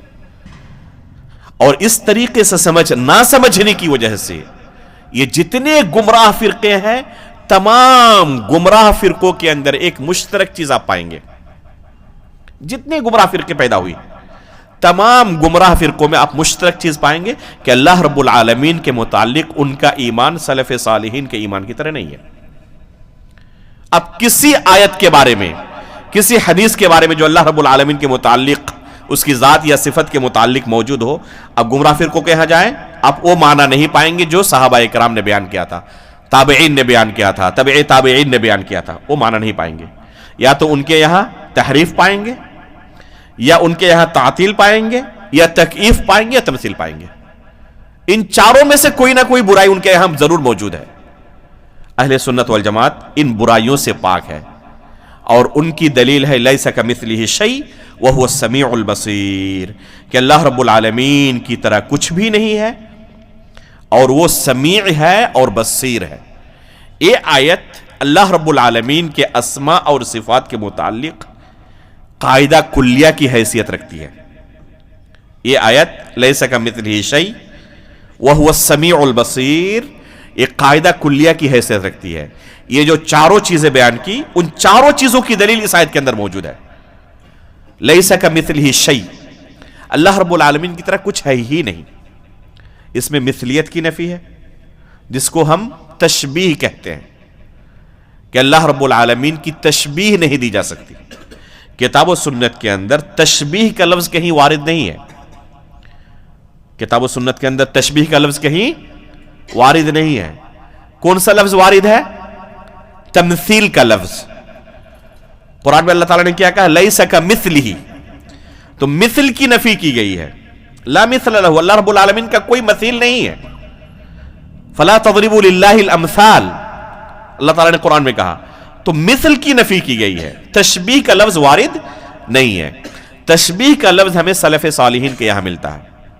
جیسے ابھی آنے والا ہے امام نعیم بن حماد رحمہ اللہ جو کہ امام بخاری کے استاد ہیں، ان کا قول. تو تمثیل کی نفی ہے کتاب و سنت کے اندر، اور سلف کے یہاں تشبیہ کا لفظ ہمیں ملتا ہے. جو سلف تشبیہ کا لفظ بیان کرتے ہیں ان کا مقصد بھی تمثیل ہی ہوتی ہے. سلف جو تشبیہ کا لفظ استعمال کرتے ہیں ان کا مقصد کیا ہوتا ہے؟ ان کا مقصد بھی تمثیل ہی ہوتی ہے. یعنی وہ اللہ رب العالمین کی مثال بیان نہیں کرتے، کسی مخلوق سے نہ اس کی مثال دیتے ہیں اور نہ اللہ رب العالمین کو کسی مخلوق پر قیاس کرتے ہیں. چنانچہ آپ پائیں گے کہ کچھ لوگ خالق کو مخلوق کے ساتھ مثال دیتے ہیں اور کچھ مخلوق کو خالق کے ساتھ. چنانچہ نصارہ کیا کہتے ہیں عیسیٰ علیہ الصلوۃ والسلام کو متعلق کہ وہ اللہ رب العالمین کی طرح ہے. نعوذ باللہ من ذالک. اور اہل بدعت اللہ رب العالمین کے اوصاف ہیں جو صفات ذاتیہ ان کو مخلوق کی طرح مثال دیتے ہیں اور چنانچہ کہتے ہیں کہ اللہ رب العالمین کے ہاتھ ہیں جیسے کہ ہمارے ہاتھ ہیں. نعوذ باللہ من ذالک. اللہ رب العالمین کی آنکھیں ہیں جیسے کہ انسان کی آنکھیں ہیں. تو یہ کیا ہوا؟ تشبیہ ہے جس کی نفی تمثیل کے لفظ کے ساتھ قرآن کے اندر موجود ہے. فوراً اللہ رب العالمین نے آگے کیا کہا؟ وَهُوَ السَّمِيعُ الْبَصِيرُ کہ اللہ رب العالمین سمیع بھی ہے بصیر بھی ہے. تو یہاں پر دو اہم ناموں کا تذکرہ کیا، مثال کی نفی کی اور فوراً اثبات کیا سمیع ہونے کا بصیر ہونے کا. دو ایسی اہم صفات کا اللہ تعالیٰ نے انتخاب کیا ہے سننے اور دیکھنے کا. یہاں پر جن دو صفات سے اکثر ذی روح جو مخلوق ہیں وہ کیا ہے؟ متصف ہے، چاہے حیوانات میں سے ہو چاہے انسانوں میں سے ہو. اللہ رب العالمین نے انہیں دیکھنے کی اور سننے کی قوت دی ہے. فوراً اللہ تعالیٰ نے کیا کہا کہ اللہ کی طرح کچھ بھی نہیں ہے اور اللہ تعالیٰ سننے والا ہے دیکھنے والا ہے. حالانکہ مخلوق بھی سننے والی ہے اور دیکھنے والی ہے، بہت ساری مخلوقات ہیں. تو اس کا مطلب کیا کہ اللہ رب العالمین کے پاس جو سننے کی صفت ہے وہ مخلوق کے سننے کی صفت کی طرح نہیں ہے. اللہ تعالیٰ کے پاس جو دیکھنے کی صفت ہے وہ مخلوق کے دیکھنے کی صفت کی طرح نہیں ہے. دونوں کے اندر کوئی مماثلت نہیں، کوئی مشابہت نہیں، بلکہ خود مخلوقات کے اندر جو یہ صفات موجود ہیں دیکھنے اور سننے کی، خود مخلوقات میں ایک دوسرے کے ساتھ کوئی مشابہت نہیں ہے. چنانچہ انسان کا دیکھنا اور الو کا دیکھنا برابر ہے. الو کو رات میں چیزیں نظر آتی ہیں اور ہم انسان رات کو نہیں دیکھ پاتے. بہت ساری مخلوقات ایسی ہیں پانی کے اندر دیکھ پاتی ہیں اور ہم پانی کے اندر چلے جائیں تو اندھے ہو جاتے ہیں. تو خود مخلوقات کے اندر دیکھنے کی جو صفت موجود ہے، ایک مخلوق کی مثال آپ دوسری مخلوق سے نہیں دے سکتے، تو مخلوق کی مثال خالق کے ساتھ دے سکتے ہیں؟ یہ عقل مندی ہے. تو یہ آیت جو ہے وہ اہم قاعدے کی حیثیت رکھتی ہے लैसा कमिथलिही शै वहुव अस्समीउल बसीर, कि अल्लाह रब्बुल आलमीन की तरह कुछ भी नहीं है और वो सुनने वाला है, देखने वाला है। उसके पास जो सुनने की ताकत है, सुनने की सिफत है, उसमें किसी तरह का कोई खलल नहीं है, कोई ऐब नहीं है। और मखलूक के पास जो देखने की सुनने की ताकत है एक निहायत ही महदूद पैमाने में। बहुत तेज लाइट हो जाए तो देख नहीं पाएंगे हम, हमारी आंखें चुंधिया जाती हैं। आप चल रहे हो रास्ते में, अचानक किसी ट्रक की हेडलाइट आपके आंखों से टकरा जाए तो कुछ नजर नहीं आता। बहुत तेज रोशनी हो जाए तब नहीं देख पाते, और अभी लाइट कट जाए तब भी नहीं देख पाएंगे। हमारे आंखों की रोशनी के मुआफिक अगर सामने रोशनी रही तो देख पाते हैं, और महदूद दूरी पर रहे तभी देख पाते हैं। बहुत दूर चला जाए तब भी हम देख नहीं पाते। अगर यही सफा जो आपके सामने है यहां पर रख दिया जाए, पढ़ पाएंगे? नहीं पढ़ पाएंगे। और उसी को इतना करीब कर दिया जाए, एकदम आंखों के सामने लेके आ जाइए, पढ़ पाएंगे? एक महदूद दूरी पर रहे तभी पढ़ पाएंगे। बहुत करीब हो जाए तब भी नहीं, दूर हो जाए तब भी नहीं। सुनना भी इसी तरह है, बहुत आहिस्ता हो जाए तब भी सुन नहीं पाएंगे, बहुत ऊंची आवाज में हो जाए तो कान के पर्दे फट जाएंगे, मर जाएंगे, तब भी सुन नहीं पाएंगे। तो अल्लाह ताला ने यह ताकत दी है, लेकिन इसमें कितना खलल है, कितनी कमी है मखलूक के अंदर। लेकिन अल्लाह के पास जो ताकत है, जो सिफत है, उसमें किसी तरह का कोई ऐब नहीं है। लैसा कमिथलिही शै वहुव अस्समीउल बसीर। तो ये इंतहाई अहम उसूल व ज़ाब्ता है अल्लाह रब्बुल आलमीन के अस्मा और सिफात के मुताल्लिक। उसके बाद कहा लहुन नफ्सु, यहां से अब अल्लाह रब्बुल आलमीन के सिफात का तफसीली तज़किरा शुरू हो रहा है। सबसे पहले सिफात ज़ातिया का इंतखाब किया है। जो सिफात यहां पर इस पैराग्राफ में बयान हुए हैं इनको क्या कहते हैं? सिफात ज़ातिया। और इनमें से हर सिफत की दलील किताबुल्लाह के अंदर या सुन्नत रसूल के अंदर मौजूद है। चुनांचे हम अल्लाह रब्बुल आलमीन के लिए नफ्स को साबित करार देते हैं, जैसे कि खुद अल्लाह रब्बुल आलमीन ने अपने लिए नफ्स को कुरान करीम के अंदर साबित करार दिया है। चुनांचे अल्लाह रब्बुल आलमीन का इरशाद है, तअलमु मा फी नफ्सी वला अअलमु मा फी नफ्सिक, कि अल्लाह जो मेरे नफ्स के अंदर है तू उसे जानता है, लेकिन जो तेरे नफ्स के अंदर है उसे मैं नहीं जानता। तो अल्लाह रब्बुल आलमीन ने इस आयत के अंदर नफ्स की सिफत को साबित करार दिया। रसूलुल्लाह सल्लल्लाहु अलैहि वसल्लम ने अल्लाह रब्बुल आलमीन के मुताल्लिक बयान किया है, कतबा अला नफ्सिही अर्रहमा, कि अल्लाह रब्बुल आलमीन ने अपने नफ्स पर रहमत को लिख लिया है, फर्ज करार दिया है।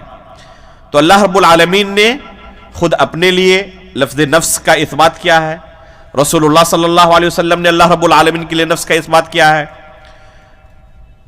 वयुहज़्ज़िरुकुमुल्लाहु नफ्सहु, कुरान में अल्लाह ताला ने कहा। तो लफ्ज़ नफ्स का इस्बात बहुत सारी आयात के अंदर और बहुत सारी हदीसों के अंदर आया हुआ है। इसलिए हम अल्लाह रब्बुल आलमीन के लिए इस सिफत को साबित करार देते हैं। उसके बाद कहा लहु नफ्सु वस्सूरा, इसी तरह अल्लाह रब्बुल आलमीन के लिए हम सूरत को साबित करार देते हैं कि अल्लाह रब्बुल आलमीन की सूरत है। कैसे है? इस कैफ का जवाब हमारे पास नहीं है, जैसे कि उसकी शान के लायक है। अल्लाह रब्बुल आलमीन की सूरत का इनकार करना ये जहमिया का अकीदा है, अहले सुन्नत वल जमात का नहीं। हालांकि बाज़ बड़े इंटरनेशनल दुआत अल्लाह रब्बुल आलमीन के लिए सूरत का इनकार करते हैं और वेदों से दलील देते हैं गैर मुस्लिमों को समझाने के लिए, अल्लाह की कोई मूर्ति नहीं है, उसकी कोई सूरत नहीं है, शक्ल नहीं है।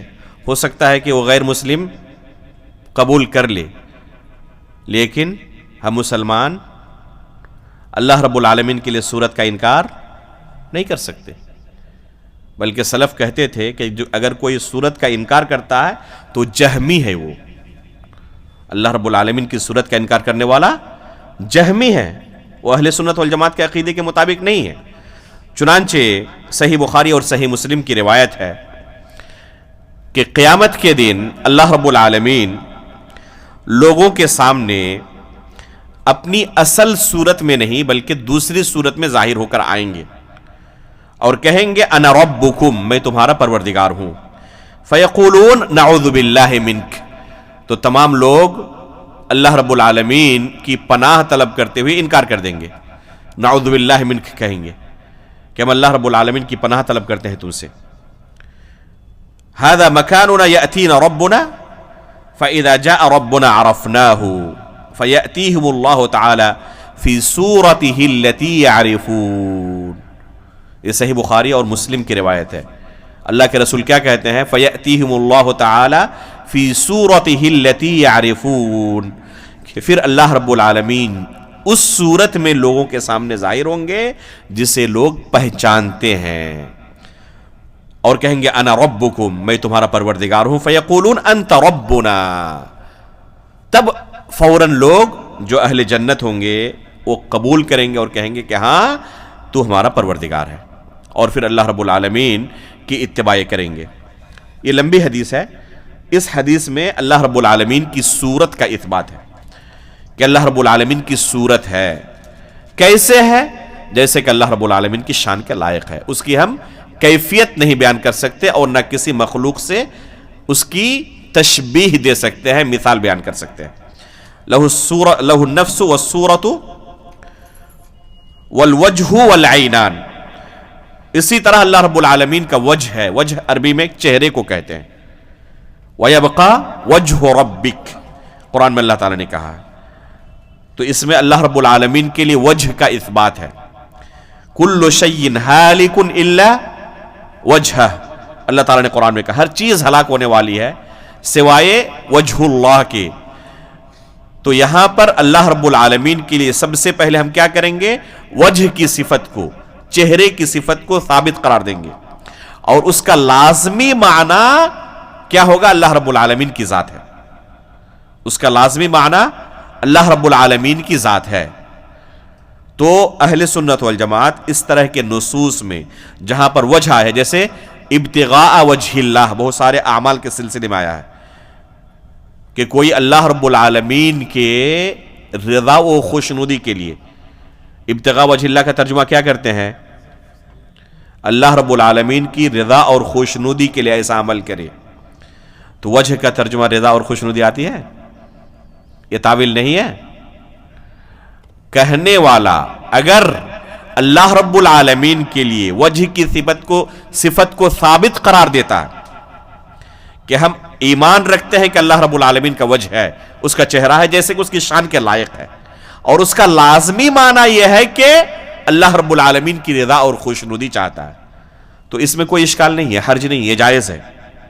لیکن اگر رضا اور خوشنودی سے تعبیر کرنے والا اللہ رب العالمین کے لیے اس صفت کا انکار کرتا ہو تو ہم کہیں گے تعویل ہے.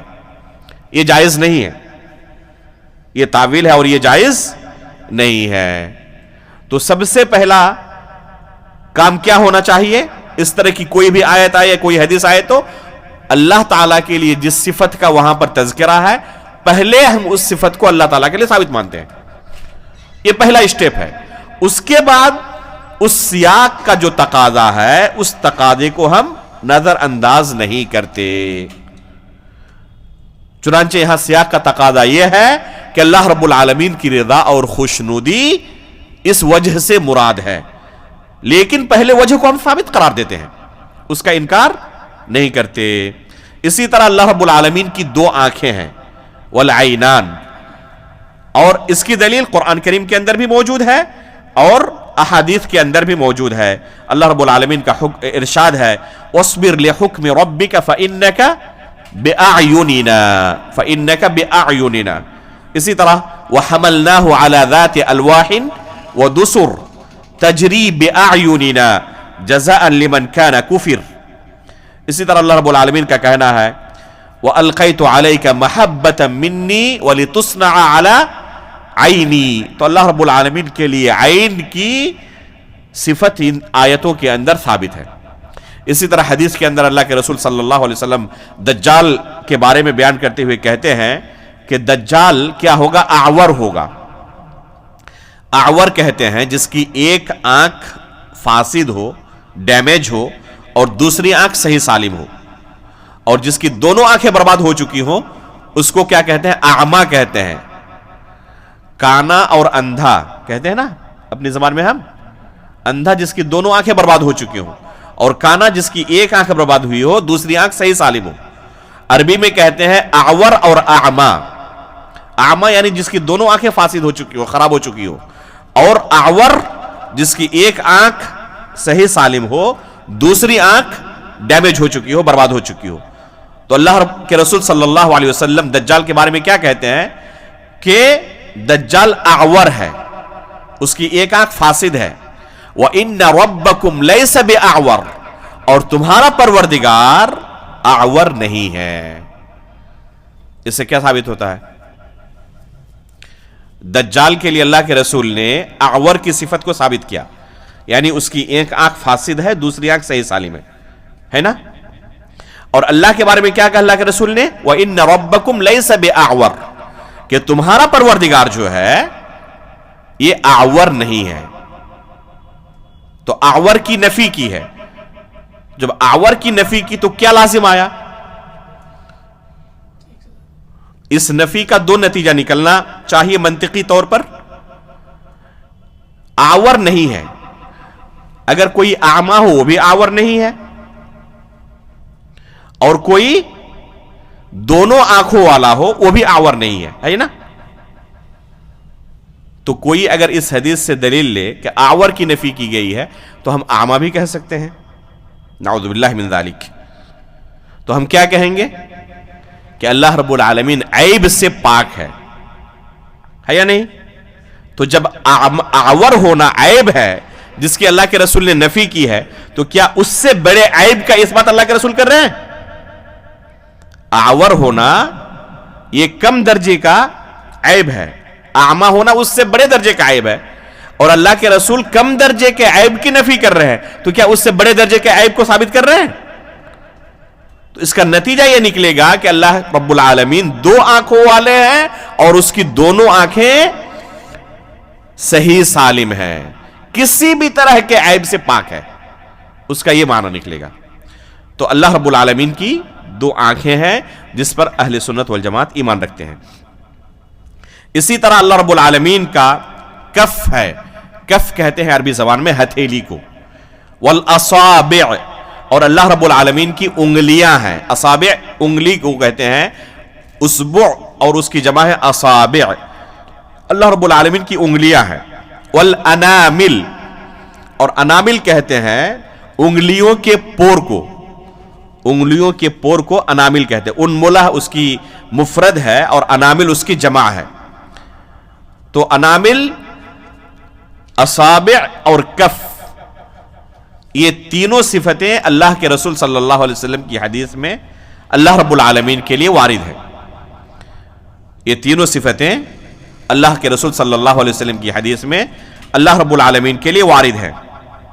اس لیے ہم ان تینوں صفات کو جو کہ صفات ذاتیہ ہیں اللہ رب العالمین کے لیے ثابت قرار دیتے ہیں. چنانچہ صحیح مسلم کی روایت ہے، ابو ہریرہ رضی اللہ تعالیٰ عنہ اللہ کے رسول سے روایت کرتے ہیں، ما تصدق احد بصدقۃ من طیب ولا يقبل اللہ الا الطیب الا اخذها الرحمن بیمینہ وان كانت تمرة فتربو فی کف الرحمن. یہ روایت صحیح مسلم کے اندر ہے جس میں اللہ رب العالمین کے لیے کف الرحمن، رحمن اللہ کا نام ہے، تو لفظ کف کا اس بات کیا گیا ہے. اور کف کا معنی عربی زبان میں کیا ہوتا ہے؟ ہتھیلی کے ہوتا ہے. تو اللہ رب العالمین کے لیے ہم کف یعنی ہتھیلی کو ثابت قرار دیتے ہیں. کیسے؟ جیسے کہ اس کی شان کے لائق ہے.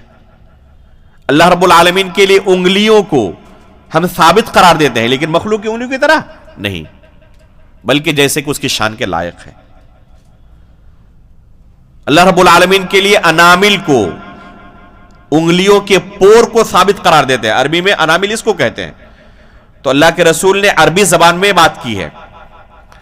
اللہ رب العالمین نے قرآن کو عربی زبان میں نازل کیا ہے، تو اس عربی زبان کے اندر اس لفظ کا جو معنی ہوتا ہے اس معنی کو ہم اللہ تعالیٰ کے لیے ثابت مانیں گے. ابھی ہم نے شروع میں قاعدہ بیان کیا، من غیر تحریف ولا تعطیل ومن غیر تکییف ولا تمثیل. تو اس ضابطے کے تحت ان تمام الفاظ کو اللہ رب العالمین کے لیے، اور یہ الفاظ جن معانی پر دلالت کرتے ہیں ان معانی کو اللہ رب العالمین کے لیے ہم ثابت قرار دیتے ہیں. اس کے بعد اللہ رب العالمین کے متعلق والیدان کہ اللہ رب العالمین کی دو ہاتھیں ہیں. یہود کیا کہتے ہیں اللہ رب العالمین کے بارے میں؟ ید اللہ مغلولہ، کہ اللہ رب العالمین کے ہاتھ بندھے ہوئے ہیں. تو اللہ تعالیٰ نے کیا کہا؟ غلت ایدیہم وَلُعِنُوا بِمَا قَالُوا بَلْ يَدَاهُ مَبْسُوطَتَانِ، کہ بلکہ اللہ رب العالمین کے دونوں ہاتھ کھلے ہوئے ہیں، بندھے ہوئے نہیں ہیں. اللہ رب العالمین خرچ کرتا ہے، تو اس میں اللہ رب العالمین کے دونوں ہاتھوں کا اس بات ہے. لما خلقت بیدی، اللہ تعالیٰ نے کہا ہے آدم علیہ السلام کے بارے میں کہ میں نے اپنے دونوں ہاتھوں سے اس کی تخلیق کی. تو اللہ رب العالمین کے لیے یدین کی، دونوں ہاتھوں کا اس بات ہے. اس کا ثبوت قرآن کریم کے اندر بھی موجود ہے اور حدیث کے اندر بھی موجود ہے. اسی طرح الحقو، حقو کہتے ہیں کمر کو. حقو کس کو کہتے ہیں عربی زبان میں؟ کمر کو. اور اللہ رب العالمین کے لیے حدیث کے اندر، صحیح حدیث میں، صحیح بخاری کی روایت ہے، حقو کا لفظ وارد ہوا ہے. البتہ اس کی تفسیر میں سلف کے یہاں کئی معنی پائے جاتے ہیں، لیکن شیخ الاسلام علامہ ابن تیمیہ رحمہ اللہ نے اس پر بحث کرتے ہوئے کہا ہے کہ جس طرح دوسری صفات ذاتیہ کو ہم اللہ کے لیے ثابت مانتے ہیں اور اس کی نہ کیفیت بیان کرتے ہیں نہ مثال دیتے ہیں، اسی نہج پر چلتے ہوئے حقو یعنی کمر کو بھی اللہ رب العالمین کے لیے ہم ثابت مانیں گے. جو دوسری صفات کے متعلق ہمارا اصول و ضابطہ ہے، لفظ حقو یعنی کمر جس کو اردو میں ہم کہتے ہیں، یہ بھی اللہ رب العالمین کے متعلق ہم اسی طرح ثابت مانیں گے جیسے کہ دوسری صفات کے متعلق ہمارا عقیدہ ہے. چنانچہ حقو کا لفظ صحیح بخاری کی روایت میں وارد ہے. اللہ کے رسول صلی اللہ علیہ وسلم فرماتے ہیں خلق اللہ الخلق فلما فرغ منہ قامت الرحم. رحم کہتے ہیں صلہ رحمی کو. جب اللہ رب العالمین مخلوقات کی تخلیق سے فارغ ہوئے تو صلہ رحمی کھڑی ہوئی. فأخذت بحقو الرحمن، فأخذت بحقو الرحمن. تو صلہ رحمی اللہ رب العالمین، رحمان جس کا نام ہے، اس کے کمر کو پکڑ لی اور کہنے لگی مہ، فقال له، تو اللہ رب العالمین نے اس سے کہا مہ، رک جاؤ. قالت هذا مقام العائذ بك من القطيعة قال الا ترضين ان اصل من وصلك واقطع من قطعك قالت بلى يا رب قال فذاك. یہ حدیث صلہ رحمی کے متعلق وارد ہے، اور صلہ رحمی کے متعلق بے شمار حدیثیں وارد ہیں، آیتیں وارد ہیں، اور یہ وہ حکم ہے جو اللہ تعالیٰ نے مکے میں نازل کیا تھا صلہ رحمی کا، یعنی اپنے رشتہ داروں کے ساتھ رشتہ داری نبھانے اور جوڑنے کا، کاٹنے کا نہیں. کاٹنے کو قطع رحمی کہتے ہیں. تو یہ حکم کہاں پر اللہ تعالیٰ نے نازل کیا تھا؟ مکے کے اندر، جہاں پر احکام نازل نہیں ہوئے تھے. عقیدے کے بنیادی مسائل کو اللہ نے صرف نازل کیا تھا مکے کے اندر، اور وہاں پر اللہ رب العالمین نے صلہ رحمی کا حکم نازل کیا ہے. اس سے آپ اس کی اہمیت کا اندازہ لگا سکتے ہیں. میرا ایک مقالہ ہے تقریباً 150 صفحے کا، جو میں نے جامعہ اسلامیہ مدینہ طیبہ کے اندر امادۃ البحث العلمی کے اندر جمع کیا تھا. الاحادیث الواردہ فی صلۃ الارحام وقطیعتها، صلہ رحمی اور قطع رحمی کے متعلق جو بھی حدیث وارد ہے ان تمام احادیث کا دراسہ. تو وہاں پر یہ حدیث بھی ذکر کی ہے اور دوسری احادیث جو صلہ رحمی کے متعلق ہے، بے شمار حدیثیں ہیں. تو جو شخص قطع رحمی کرتا ہے، رشتے کاٹتا ہے، اس کے لیے سخت وعید آئی ہوئی ہے، جن میں سے ایک حدیث یہ ہے جو کہ صحیح بخاری کے اندر وارد ہے. صلہ رحمی اللہ رب العالمین کا کمر پکڑ کر شکایت کرے گی تو اللہ رب العالمین اسے کیا کہیں گے کہ جو تجھے کاٹے گا میں اسے کاٹ دوں گا. یعنی جو رشتہ داری کو کاٹتا ہے، اللہ رب العالمین نے وعید سنائی ہے کہ میں اسے کاٹ ڈالوں گا. تو یہ محل شاہد اس میں کیا ہے؟ فَأَخَذَتْ بِحِقْوِ الرَّحْمَانِ. تو اس میں اللہ رب العالمین کے لیے حقو کا اثبات موجود ہے. تو ہم بغیر کسی مثال کے، کیفیت بیان کرنے کے ہم اس کا اقرار کرتے ہیں جیسے کہ اس کی شان کے لائق ہے. اسی طرح والساق، ساق عربی زبان میں پنڈلی کو کہتے ہیں. یوم یکشف عن ساق ویدعون الی السجود، اللہ تعالیٰ نے قرآن میں کہا ہے.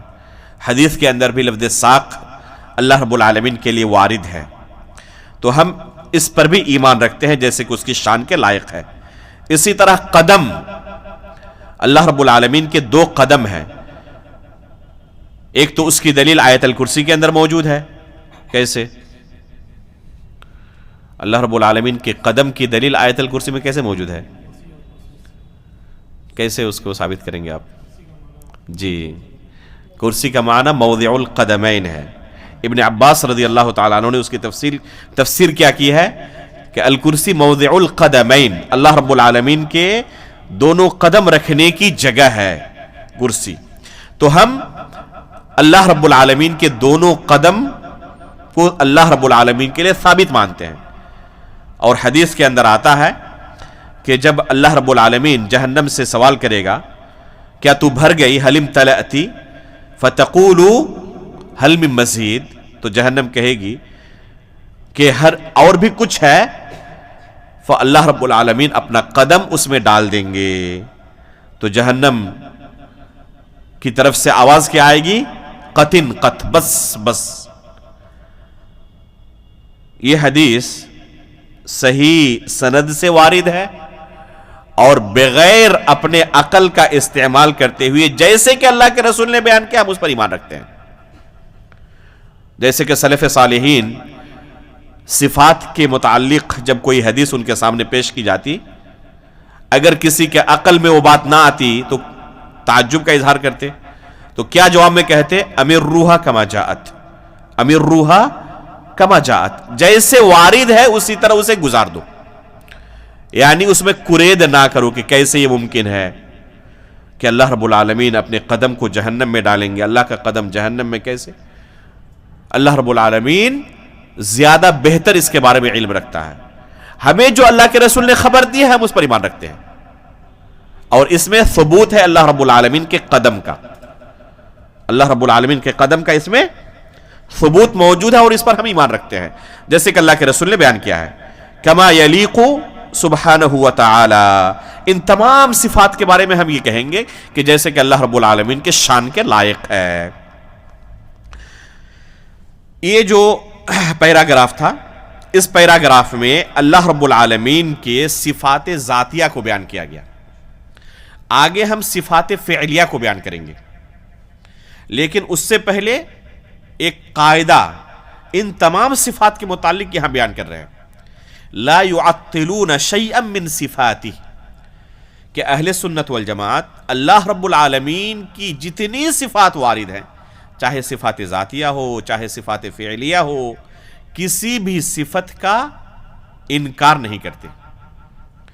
ولا يشبهونها بخلقه، جو اس سے پہلے من غیر تحریف ولا تعطیل ومن غیر تکییف ولا تمثیل کا لفظ گزرا ہے، اسی کی تفسیر یہاں مزید وضاحت کے ساتھ بیان کی گئی ہے.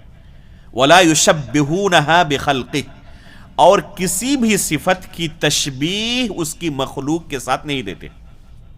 یہ نہیں کہتے کہ اللہ کا ہاتھ ہے انسانوں کے ہاتھ کی طرح، اس طرح نہیں کہتے. اللہ کی آنکھیں ہیں انسانوں کے آنکھوں کی طرح. اللہ رب العالمین نزول فرماتا ہے رات کے آخری پہر.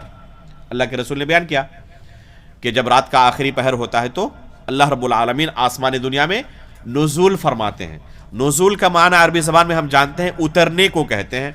ہم اس پر ایمان رکھتے ہیں کہ اللہ رب العالمین آسمان دنیا میں اترتے ہیں، لیکن کیسے؟ جیسے کہ ہم اس کرسی سے نیچے اتر گئے، ہم تشبیہ نہیں دے سکتے. کیسے؟ جیسے کہ اس کی شان کے لائق ہے، اس نے ہمیں خبر نہیں دی ہے اس کیفیت کے بارے میں. تو ہم بغیر تشبیہ کے اس پر ایمان رکھتے ہیں. فمن شبہہ بخلقہ فقد کفر، یہ جملہ امام بخاری رحمہ اللہ کے استاد نعیم بن حماد رحمہ اللہ کا ہے. چنانچہ کہتے ہیں من شبہ اللہ بخلقہ فقد کفر، کہ جس نے اللہ رب العالمین کو اس کی مخلوق کے ساتھ تشبیہ دی وہ کافر ہو گیا. ومن انکر ما وصف به نفسه فقد کفر، اور اللہ رب العالمین نے اپنے لیے جن اوصاف کا تذکرہ کیا ہے، جس نے ان اوصاف کا انکار کیا وہ بھی کافر ہو گیا۔ تشبیہ دینے والا بھی کافر، تعطیل کرنے والا بھی کافر۔ وَلَيْسَ مَا وَصَفَ بِهِ سُبْحَانَهُ وَتَعَالَى نَفْسَهُ وَلَا رَسُولُهُ تَشْبِيهًا، اور جہاں بھی اللہ رب العالمین نے اپنے لیے یا رسول اللہ صلی اللہ علیہ وسلم نے اللہ کے لیے کسی صفت کا اثبات کیا ہے تو اس میں تشبیہ کی ادنا بھی بو نہیں پائی جاتی۔ جو اہل بدعت ہے، اہل سنت کو مشبہہ کہتے ہیں، مجسمہ کہتے ہیں کہ یہ اہل سنت والجماعت مشبہہ ہے، اللہ کی تشبیہ دیتے ہیں۔ کیسے؟ کہتے ہیں کہ اللہ رب العالمین کے لیے ہاتھ کا اثبات کرتے ہیں، چہرے کا اثبات کرتے ہیں، نزول کا، مجیء اور اتیان کا اثبات کرتے ہیں، غضب اور ضحک کا اثبات کرتے ہیں، تو یہ تو تشبیہ ہو گئی مخلوق کے ساتھ۔ چنانچہ یہ اہل سنت مشبہہ ہیں۔ تو ہم ان کو کیا کہیں گے کہ ان صفات کو ہم اللہ کے لیے ثابت قرار دیتے ہیں، لیکن ان میں کہیں سے بھی کوئی تشبیہ نہیں ہے۔ ہم ضرور ثابت قرار دیتے ہیں، لیکن کبھی یہ نہیں کہتے کہ مخلوق کی طرح اللہ کی یہ صفات ہے، بلکہ ثابت قرار دیتے ہیں جیسا اللہ نے ثابت قرار دیا ہے۔ ساتھ ہی فوراً ہمیں یہ عقیدہ رکھتے ہیں کہ یہ مخلوق کی صفت کی طرح نہیں ہے۔ تو یہ امام بخاری رحمہ اللہ کے استاد نعیم بن حماد رحمہ اللہ کا مشہور جملہ ہے، جسے سلف نے تائید کی ہے۔ تو کیا پتا چلا کہ یہ مسئلہ کوئی آسان مسئلہ نہیں ہے، یہ اسلام اور کفر کا مسئلہ ہے۔ اگر کوئی شخص اللہ رب العالمین کی تشبیہ دے مخلوق کے ساتھ یا کسی صفت کا انکار کرے تو ایسا بندہ دائرہ اسلام سے خارج ہو جاتا ہے، کیونکہ اس نے بے شمار قرآن کی آیتوں کا، رسول اللہ صلی اللہ علیہ وسلم کی احادیث کا انکار کیا ہے۔ اور کوئی بندہ ایک آیت یا ایک حدیث کا بھی انکار کرے تو دائرہ اسلام سے خارج ہو جاتا ہے۔ اور ایسا بندہ جو اللہ رب العالمین کی صفات کی مخلوق کے ساتھ تشبیہ دے یا کسی صفت کا انکار کرے، خصوصاً انکار کرنے کے دوران بے شمار آیتوں کا اور احادیث کا انکار کرتا ہے، تو ایسا بندہ کیا ہے؟ کافر ہے، دائرہ اسلام سے خارج ہے۔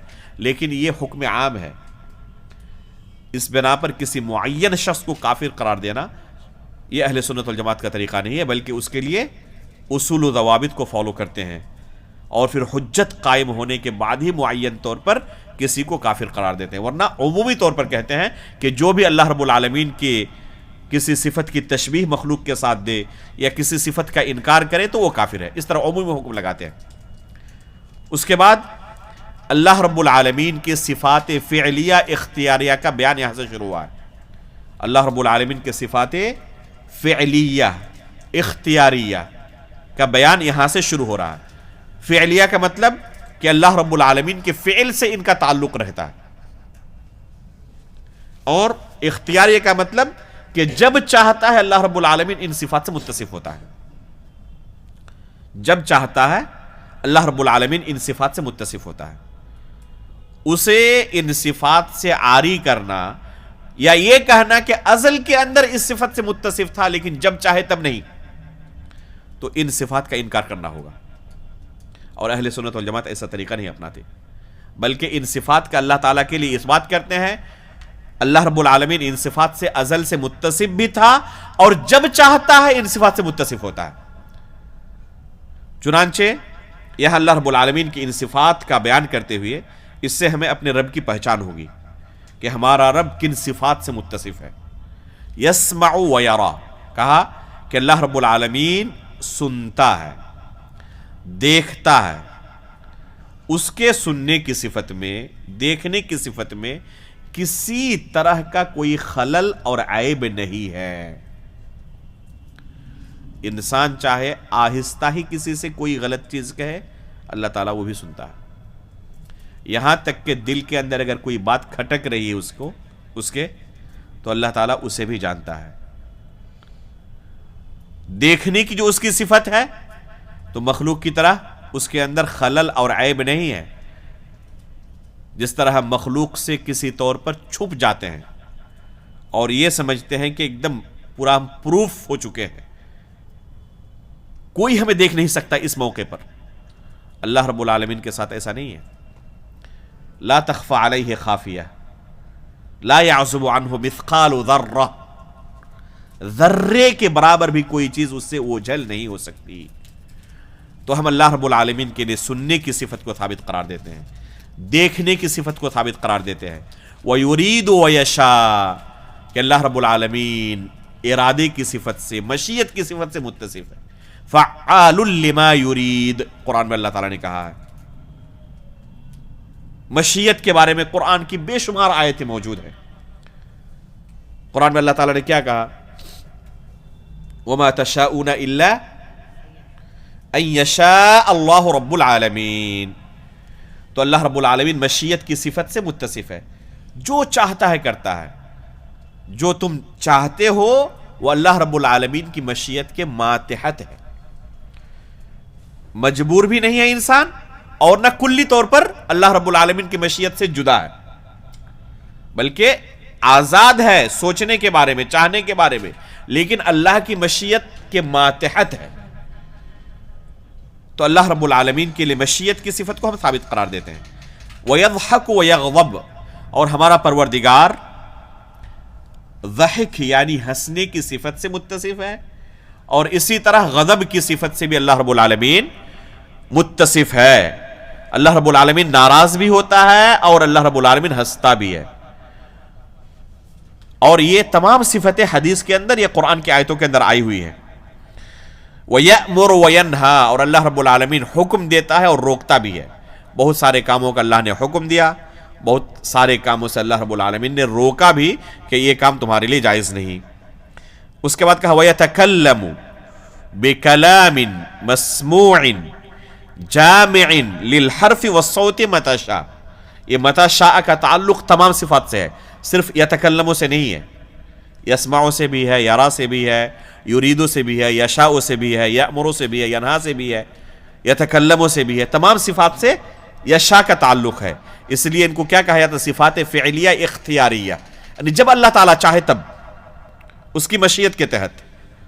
تو یتکلم بکلام مسموع جامع للحرف والصوت، یہ جملہ یاد کر لیں، انتہائی اہم جملہ ہے. یہ صفت کلام کے متعلق اہل سنت کے عقیدے کا خلاصہ ہے اس جملے میں.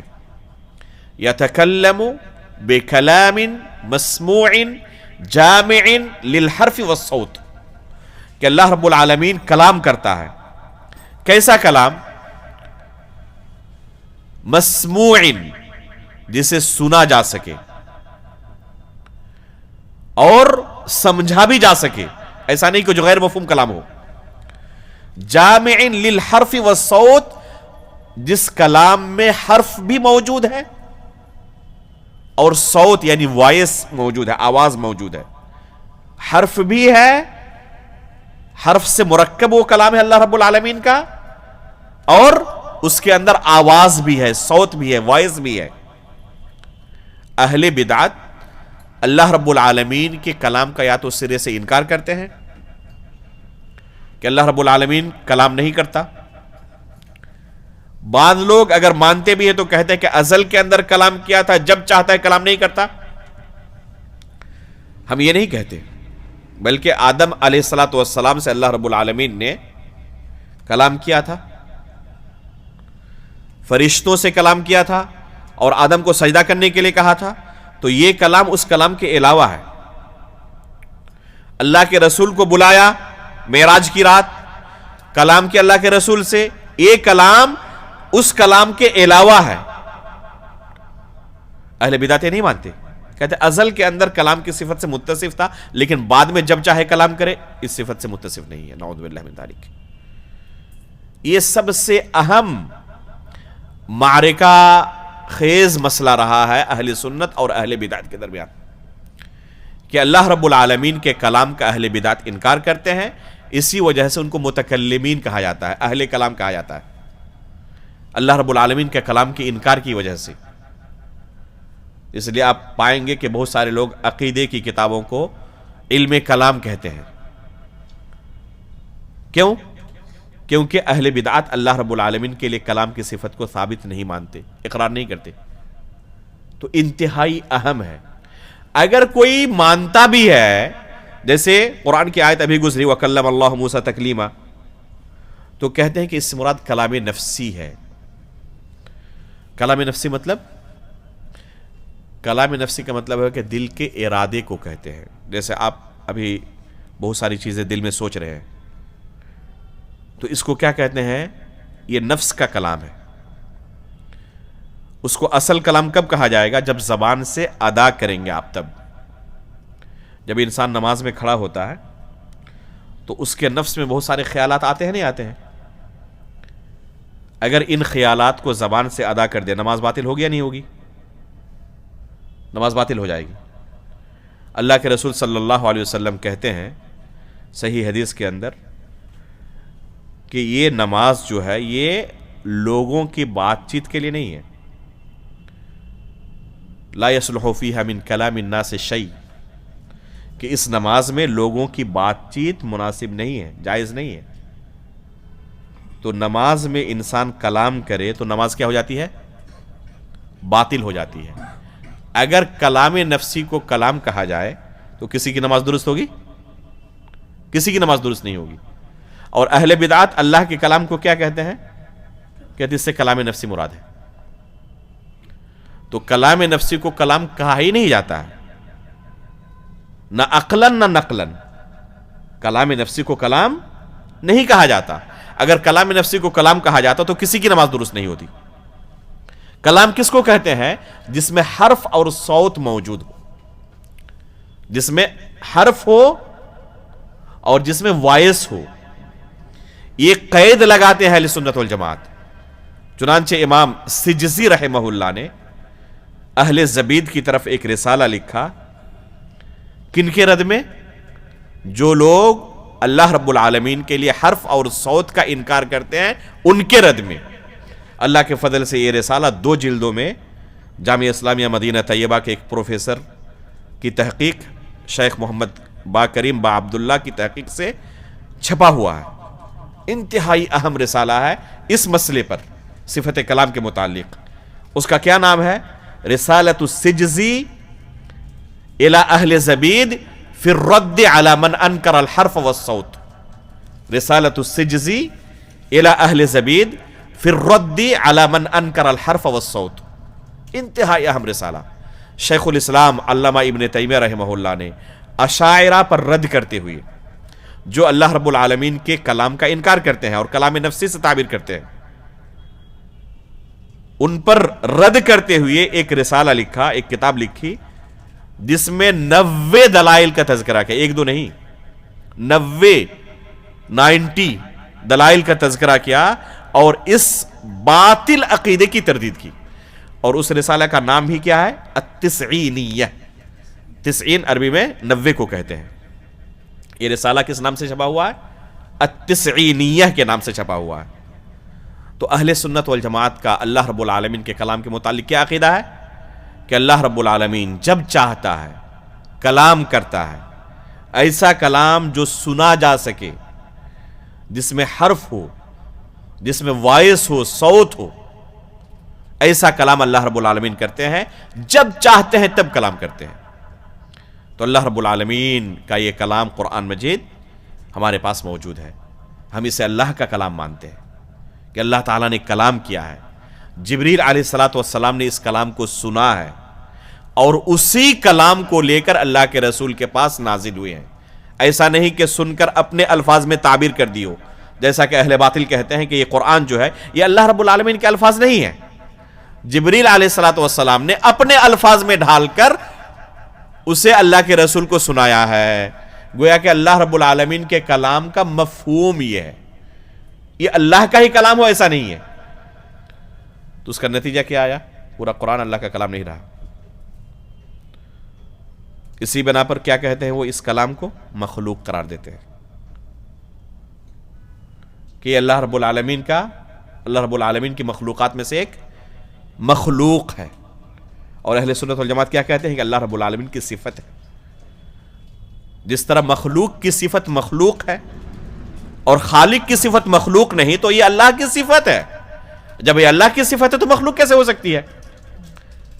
اسی عقیدے کی بنا پر سلف صالحین کو کوڑے برسائے گئے.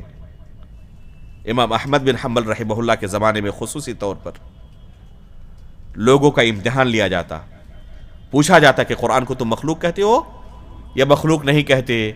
اگر کوئی انکار کرتا اور کہتا کہ اللہ رب العالمین کا کلام ہے، اس کی صفت ہے، مخلوق نہیں ہے، تو اس پر کوڑے برسائے جاتے. امام احمد بن حنبل رحمہ اللہ کو اسی باطل عقیدے کو رد کرنے کی وجہ سے، نہ قبول کرنے کی وجہ سے ان کو زد و کوب کیا گیا، جیل کے اندر ڈالا گیا. جلاد کھڑا رہتا سزا دینے کے لیے، وہ تھک جاتا اور پھر آرام کرنے کے لیے آتا. اس کے باوجود امام احمد بن حنبل ٹس سے مس نہیں ہوئی کہ قرآن اللہ کا کلام ہے. جیسے مخلوق کی صفت مخلوق ہوتی ہے، یہ مخلوق کی صفت نہیں ہے، اللہ رب العالمین کی صفت ہے، اور اللہ کی کوئی صفت مخلوق نہیں ہو سکتی. تو یہ ہمارا عقیدہ ہے اللہ رب العالمین کے کلام کے بارے میں.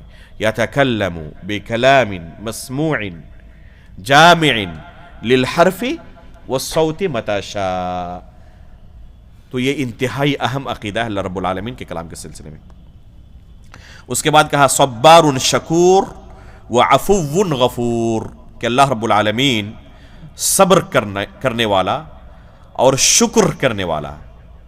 صبار اور شکور یہ لفظ قرآن میں 4 مرتبہ آیا ہے. ان فی ذلک لآیات لکل صبار شکور. قرآن میں کتنی جگہوں پر آیا ہے؟ 4 جگہوں پر. شیخ الاسلام علامہ ابن تیمیہ رحمہ اللہ فرماتے ہیں ان دونوں صفت کے بارے میں، صبر اور شکر کے بارے میں، کہ کتاب و سنت کے تمام نصوص کو اگر بغور پڑھا جائے، دیکھا جائے، تو اس کا نتیجہ یہ نکلتا ہے کہ پورا دین بالجملہ 2 چیزوں کا نام ہے. ایک ہے صبر، دوسرا ہے شکر. ایک ہے صبر، دوسرا شکر. اور اس کی دلیل یہ آیت ہے ان فی ذلک لآیات لکل صبار شکور. اور اللہ کے رسول صلی اللہ علیہ وسلم کی حدیث ہے عجبا لامر المؤمن ان امرہ کلہ خیر، کہ مؤمن کی زندگی بھی عجیب و غریب ہے، اس کے ہر معاملے کے اندر خیر ہے. اگر اسے کبھی تکلیف پہنچتی ہے تو کیا کرتا ہے؟ صبر کرتا ہے، جو اس کے لیے خیر ہے. کبھی خوشی محسوس ہوتی ہے تو اس پر بھی صبر کرتا ہے، اس میں بھی اس کے لیے خیر ہے. تو اس کی زندگی میں خیر ہی خیر ہے، کبھی شر نہیں ہے. وَلَيْسَ ذَلِكَ لِأَحَدٍ إِلَّا الْمُؤْمِنِ، اور یہ مؤمن کے علاوہ کسی کو حاصل نہیں ہے. اس پر تفصیل سے میں نے گھنٹے 1.5 گھنٹے کا درس دیا ہے صبر اور شکر پر. اس لیے اس ویڈیو کی طرف آپ لوگوں کے حوالہ کروں گا. امید ہے کہ انشاءاللہ کسی نے اپلوڈ اسے کیا ہے. پونے کے اندر ایک درس میں صبر اور شکر پر تفصیلی تقریباً 1.5 گھنٹے کا درس دیا تھا میں نے. یہاں بھی دیا تھا، اللہ کو بھول گیا میں. تو اس ویڈیو کو سن لیں آپ لوگ، تو پھر سن چکے ہیں ماشاءاللہ. اس کے بعد عفو غفور، اللہ رب العالمین معاف کرنے والا ہے، بخشنے والا ہے. یہ اللہ رب العالمین کے ناموں میں سے ہے. یحب الخیر و اہلہ، یہ صفت محبت سے متصف ہے ہمارا پروردگار. بھلائی کو، خیر کی چیزوں کو اور خیر کے اعمال انجام دینے والوں کو اللہ تعالی محبوب رکھتا ہے، پسند کرتا ہے. وَيَرْضَى عَنْهُمْ، یہ اللہ رب العالمین کے لیے صفت رضا کا اثبات ہے کہ اللہ رب العالمین پسند کرتا ہے، راضی ہوتا ہے. کن سے؟ جو اس کے راستے پر چلتے ہوں. اس لیے ہم کہتے ہیں صحابہ اکرام کے متعلق کیا؟ رضی اللہ عنہم. تو جب رضی اللہ عنہم کہتے ہیں تو اللہ رب العالمین کے لیے رضا کی صفت کا اثبات ہوتا ہے. وَيُقَرِّبُهُمْ، اور اللہ رب العالمین انہیں اپنا مقرب بناتا ہے. قرآن میں اللہ تعالیٰ نے کیا کہا؟ وَقَرَّبْنَاهُ نَجِيًّا، تو تقریب یعنی اپنے نیک بندوں کو اپنا مقرب بنانا، قریب کرنا. تو اللہ رب العالمین اس صفت سے متصف ہے. وَيُنْعِمُ عَلَيْهِمْ بِفَضْلِهِ صِرَاطَ الَّذِينَ أَنْعَمْتَ عَلَيْهِمْ کہتے ہیں نا. تو اللہ رب العالمین اپنے فضل سے ان پر انعام و اکرام کرتا ہے. تو یہ اللہ رب العالمین کی صفات ہے، محبت کرنا، راضی ہونا، انعام و اکرام کرنا، قریب کرنا، یہ اللہ رب العالمین کی صفات ہیں۔ ساتھ ہی اللہ رب العالمین بری چیزوں کو ناپسند کرتا ہے، وَيَكْرَهُ الشَّرَّ وَأَهْلَهُ، اور صرف بری چیزوں کو بس ناپسند نہیں کرتا، بلکہ برے لوگوں کو بھی، برے اعمال انجام دینے والوں کو بھی ناپسند کرتا ہے۔ یہ ہمارا عقیدہ نہیں ہے، ہمارا منہج نہیں ہے۔ جو لوگ کہتے ہیں کہ صرف برائی سے نفرت کرو، برائی کرنے والوں سے نہیں، کچھ لوگ کہتے ہیں نا کہ برائی سے نفرت کرو، برے لوگوں سے نہیں، برائی کرنے والوں سے نہیں۔ ہمارا منہج کیا ہے؟ تبت یدا ابی لہب وتب، ضرورت پڑے تو نام لے کر بھی ان برے لوگوں کا تذکرہ کیا جائے گا۔ تو اللہ رب العالمین برائی کو بھی ناپسند کرتا ہے اور برے اعمال کرنے والوں کو بھی ناپسند کرتا ہے۔ وَيَسْخَطُ عَلَيْهِمْ، ناراض بھی ہوتا ہے ان پر، وَيَنْتَقِمُ مِنْهُمْ بِعَدْلِهِ، اور ان سے بدلہ بھی لیتا ہے، اور اس بدلہ لینے میں، انہیں سزا دینے میں اللہ رب العالمین عادل کرتا ہے۔ اگر کسی کو اللہ تعالی جہنم میں داخل کرے، کسی کو سزا دے اس کی گناہ کے بقدر، تو یہ اللہ رب العالمین اس پر ظلم نہیں کرتا ہے، بلکہ اس کا عدل ہے۔ وَلَا يَظْلِمُهُمْ مِثْقَالَ ذَرَّةٍ، اور ذرے کے برابر بھی ان پر ظلم نہیں کرتا۔ وَلَا يَرْضَى لِعِبَادِهِ الْكُفْرَ، اور اپنے بندوں سے کفر کو وہ پسند نہیں کرتا، اس سے راضی نہیں ہوتا۔ یہ تمام جو صفات ذکر کی گئی، ہر صفت کے پیچھے قرآن کی کوئی دلیل ہے یا حدیث رسول ہے۔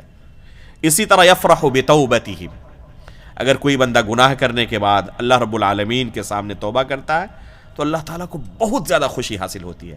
حدیث میں آیا ہے للہ افرح بتوبت عبدہ، یہی لفظ افرح بتوبت عبدہ، تو اسی سے ماخوذ یفرح بتوبتہ، کہ جب بندہ کوئی توبہ کرتا ہے تو اللہ رب العالمین خوش ہوتا ہے اس توبے سے۔ اس کے بعد کہا یستر علیہ من ستر مسلما سترہ اللہ، کہ اگر کوئی بندہ اپنے کسی مسلمان بھائی کی ستر پوشی کرے، اس کے عیب پر پردہ ڈال کے رکھے، تو اللہ تعالیٰ بھی اس پر پردہ ڈال کے رکھتا ہے، جیسے کہ ستیر کی تفسیر میں ابھی آپ کے سامنے بیان کیا گیا تھا۔ وَيَعْفُ عَنْهُمْ وَيَغْفِرُ لَهُمْ، اسی طرح معاف بھی کر دیتا ہے اللہ رب العالمین، انتقام نہیں لیتا فوراً، اور انہیں بخش بھی دیتا ہے۔ وَيَرْحَمُهُمْ، اور ان پر رحم کرتا ہے۔ سبقت رحمتہ علی غضبہ، اللہ رب العالمین کی رحمت اس کے غضب پر غالب ہے۔ الرحمن الرحیم، اللہ رب العالمین کے ناموں میں سے دو اہم نام ہیں، حی کریم یستحیی، اللہ رب العالمین کے ناموں میں سے بس یہ جملہ یستحیی من الحق والا ختم کر کے اس درس کو ہم یہاں پر روکیں گے انشاءاللہ، بس اور 2-3 منٹ۔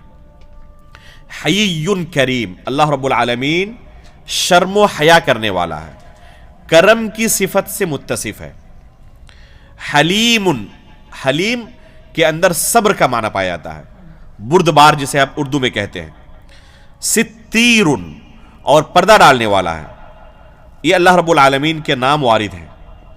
یحب الحیاء والستر، اور اللہ رب العالمین شرم و حیا کو اور پردہ ڈالنے کو پسند کرتا ہے۔ یستحیی من عبدہ اذا رفع یدیہ الیہ ان یردہما صفرا، جب بندہ اپنے دونوں ہاتھوں کو اس کی جانب بلند کرتا ہے تو ان دونوں ہاتھوں کو خالی واپس کرنے سے اسے شرمندگی محسوس ہوتی ہے۔ تو اس میں اللہ رب العالمین کے لیے صفت حیا کا انکار ہے یا ثبوت ہے؟ بتائیں۔ ثبوت ہے کہ اللہ رب العالمین شرم و حیا محسوس کرتا ہے، یہ حیا کا ثبوت ہے۔ اور فوراً اس کے بعد کیا کہا؟ وَلَا يَسْتَحْيِي مِنَ الْحَقِّ، اور حق سے اللہ رب العالمین حیا نہیں کرتا۔ تو یہ انکار بھی ہے حیا کا۔ تو اللہ رب العالمین کے لیے حیا کا ثبوت بھی ہے اور حیا کا انکار بھی ہے۔ تو کس حیا کا ثبوت ہے اور کس کا انکار ہے؟ حیا کی 2 قسمیں ہیں، ایک حیا محمود ہے، ایک حیا مذموم ہے، ٹھیک ہے؟ اگر علم حاصل کرنے سے کسی کو حیا آتی ہے، میری عمر 70 سال ہو چکی ہے، کیسے 10 سال 12 سال 15 سال کے لڑکوں کے ساتھ بیٹھوں گا، شرم محسوس ہو رہی ہے، تو یہ حیا مذموم ہے، یہ حیا محمود نہیں ہے، یہ حیا مذموم ہے۔ اما عائشہ رضی اللہ تعالی عنہ انصاری خواتین کی تعریف کرتے ہوئے کہتی ہیں نعم نساء الانصار لم يمنعهن الحیاء ان يتفقهن فی الدین، کہ انصاری خواتین کتنی بہترین ہیں، شرم و حیا کی وجہ سے دین سیکھنے سے پیچھے نہیں رہتی.